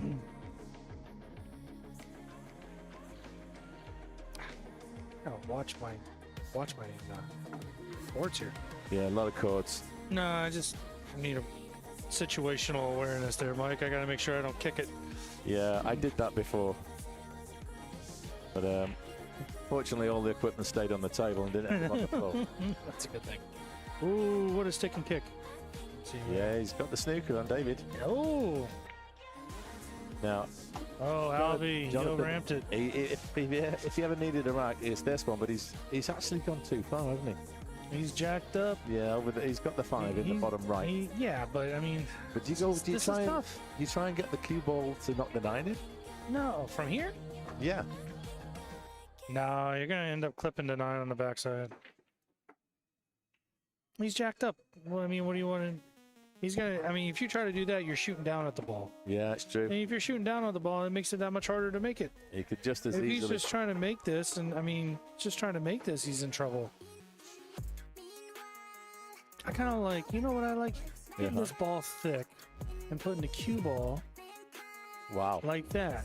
Well, but you want to hit it thicker. Yeah. You want to hit it thicker and then send the 5 ball up there and leave the cue ball behind the 9. Yeah, I mean, he wasn't far off making it. I'm just playing cat. I'm thinking cat and mouse in my head. Yeah. Just because I'm down, you know, and look at the 7. You know, look at the table. You just look at the table layout. Look at the 7 ball. No good shot. I mean, now he's got it. I mean, Jerome makes this. He's going for a 6-9.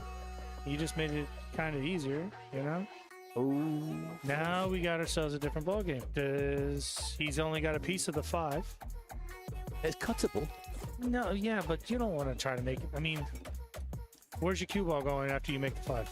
It's probably going to end up going that side pocket towards the side pocket. That side pocket looks pretty big. Yeah, and you know then what I if mean? it catches just below, it's going to be going towards the top rail. Yeah. If you catch this thick, send the cue ball 2 rails. So, see, he didn't hit it right. Yeah, this isn't ideal. You know, that's what they tell me is like, so. Another good player plays out of here told me, like, when it comes to safeties, you know, if you have to pick, you don't have to just control 2 balls. You have to pick one or the, you know, you can just pick one or the other. Like, you want put the object ball where you want it to go. That's right. Or put the cue ball where you want it to go. But main thing you want to do is put the object ball where you want it to go. Yeah. Well, if you get the object ball safe, doesn't matter really where the cue ball is, does it? I mean, that's the priority. He's made the 9. Yeah, that was. I mean, it was a pretty straightforward combo. It was still a good shot, man. Yeah, no, I'm sorry. Great shot. I'm not saying it wasn't. Now then, David. Nice shot. Makes the really nice 4 ball. How's that 8 look? It looks like the most horrible place on the whole table. It's just next to the point. So it's really difficult to make in either of the corners. But if you get right on it, you get right on it. Oh, no, it's off the rail. Yeah, he's playing this. He might be playing. I don't know what he's doing. He's gone into it. Tried to go into it. Okay. Good angle. What's amazing is the number of times this hits the point on the far side of the side pocket. Yeah, if you hit it thick. He's just trying to draw back. Let's see now. Bit of accuracy required. Boom. Oh, look at that. That was classy. He just hugged that rail. The Jerome in a powerful position now. One away from the hill.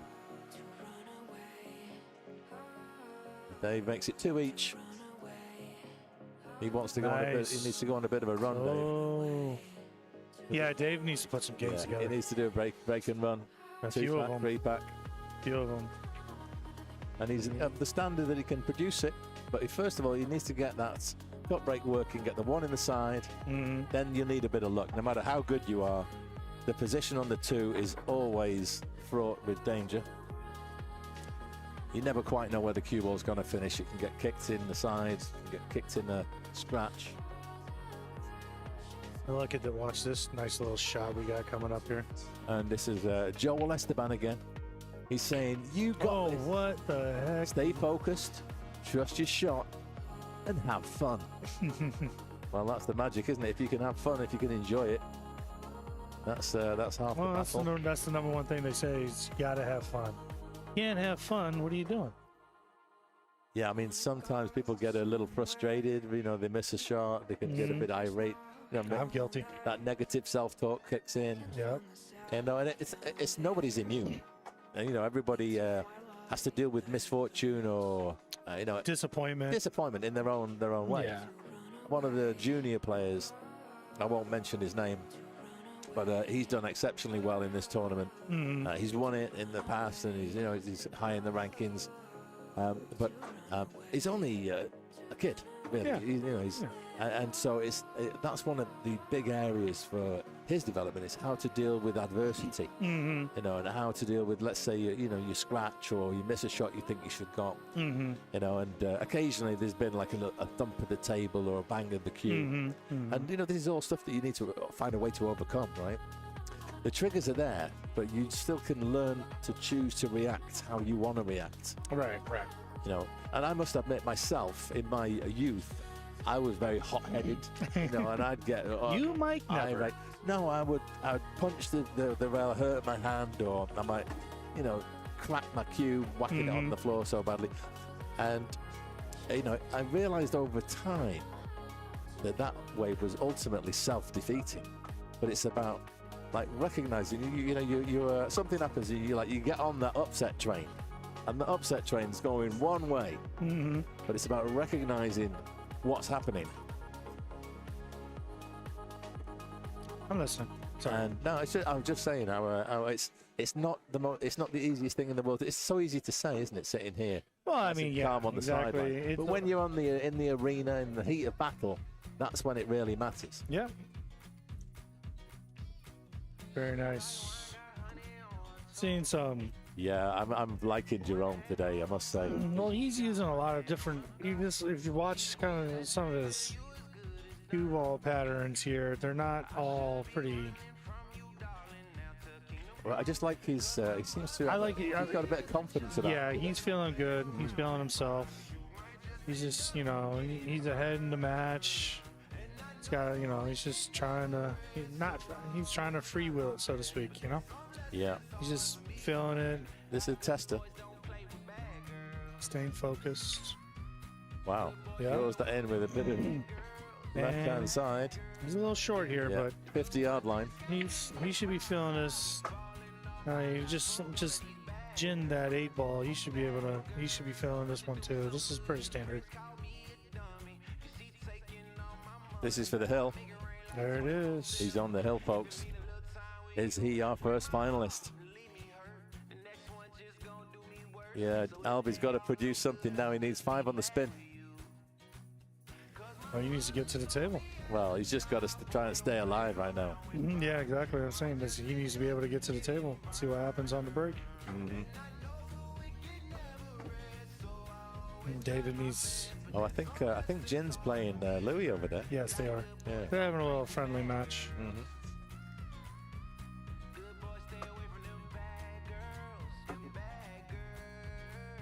Which is good. It's good to see, you got these high-level players, like, You know, Louis, what is Louis again? A 750? 750. 750, 760, and then Rojan's 720. Yeah, you know, so it's good to see. You get to see these guys going at it sometimes. Well, Louis took a long hiatus, didn't he? Yes, he did. He didn't play for 10, 15, 20 years. Got to make a living. Yeah. You know, life gets in the way, right? But it's great to see him back playing competitive pool and producing a standard. And I love watching him. He's got the most beautifully delicate cue action. You know, he's got the touch. Yeah, the touch, the feel, and yeah, it's great to watch. He produced some amazing stuff, and if you get a chance to go back on our live stream here on Mothlike, go to stop 3. That's the stop that Louis was undefeated Ulrich all the way through, and he was giving 5 racks start in a race to 9 all day to 5 different opponents, and he dished to every single one of them. And then it was actually Rogin, who he's playing right now here in the room, who we met in the final, and that was a great match, real great. But Louis said afterwards, he said, that was brutal. That was brutal. The toughest tournament I think I've ever won in my life. But it was great. Great to have him play, and hopefully he'll be back. Oh, no. Yeah, I'll be starting to force things, and this isn't looking too good. Yeah. The biggest problem would be... It's kind of road mappy, isn't it? Yeah. Like you've got 7 to the 8, maybe? The 2, 3, and 4 are all connected together here. The 5 and the 6 are connected. The 7 and the 8 are joined together. I think the shot depends. Getting on the 7, 6 to the 7. 6 to the 7. 6 to the 7 That's is the biggest shot, problem. isn't it? Yeah. Get funny on that. That could. Oh my gosh. Be a problem. Armando got that one. He's on the hill. Yeah. So Dave was running out, and I lost focus on that match. He must have missed. He did. Wow. Yeah, and I think he missed. He missed on the 8 ball, I believe. And and you know what? Artie had a tough night. Artie's gone to the bathroom and left it in stew. That's quite a tactic, that, you know.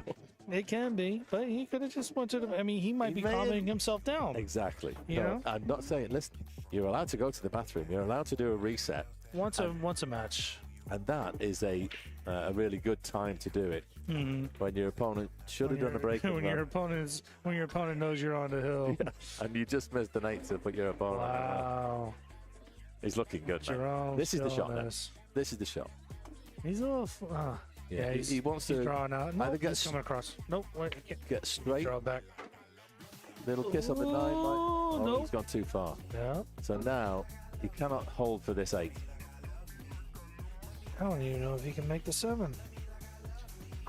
To be honest with you, I don't think he can. I think he could cut it in, but his cue ball is going to be coming all the way down. No, you cut that. No, he's not cutting that 7 in. He's not cutting that 7 in. He's just going to play safe? Yeah. Suicide. Yeah, that was the wrong shot, wasn't it? Yeah. Because he was never going to get on the 8 there. No, never. So he's actually opened the door a tiny creek. All you have to do, just lag that up. A little half a chance for Jonathan if he can make this 7.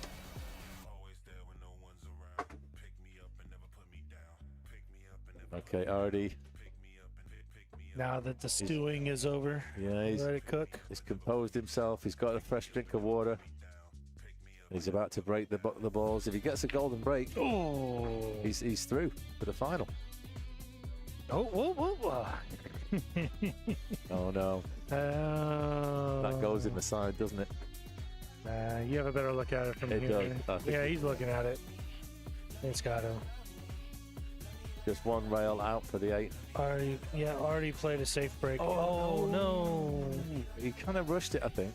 Oh no, I think he saw the winning line. I think he did. When you get down, you're like, this is it. I've done it. Kind of half-stroked it. Yeah. To be honest with you.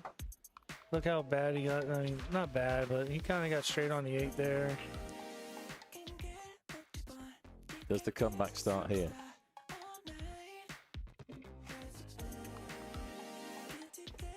Little bump would help. Yeah, it did. Yeah, that'll do. It did. What's happening here with Dave? Well, he's at the point of no return. It's like playing the Ghost. It is. But the truth is, he can reel off a few games in no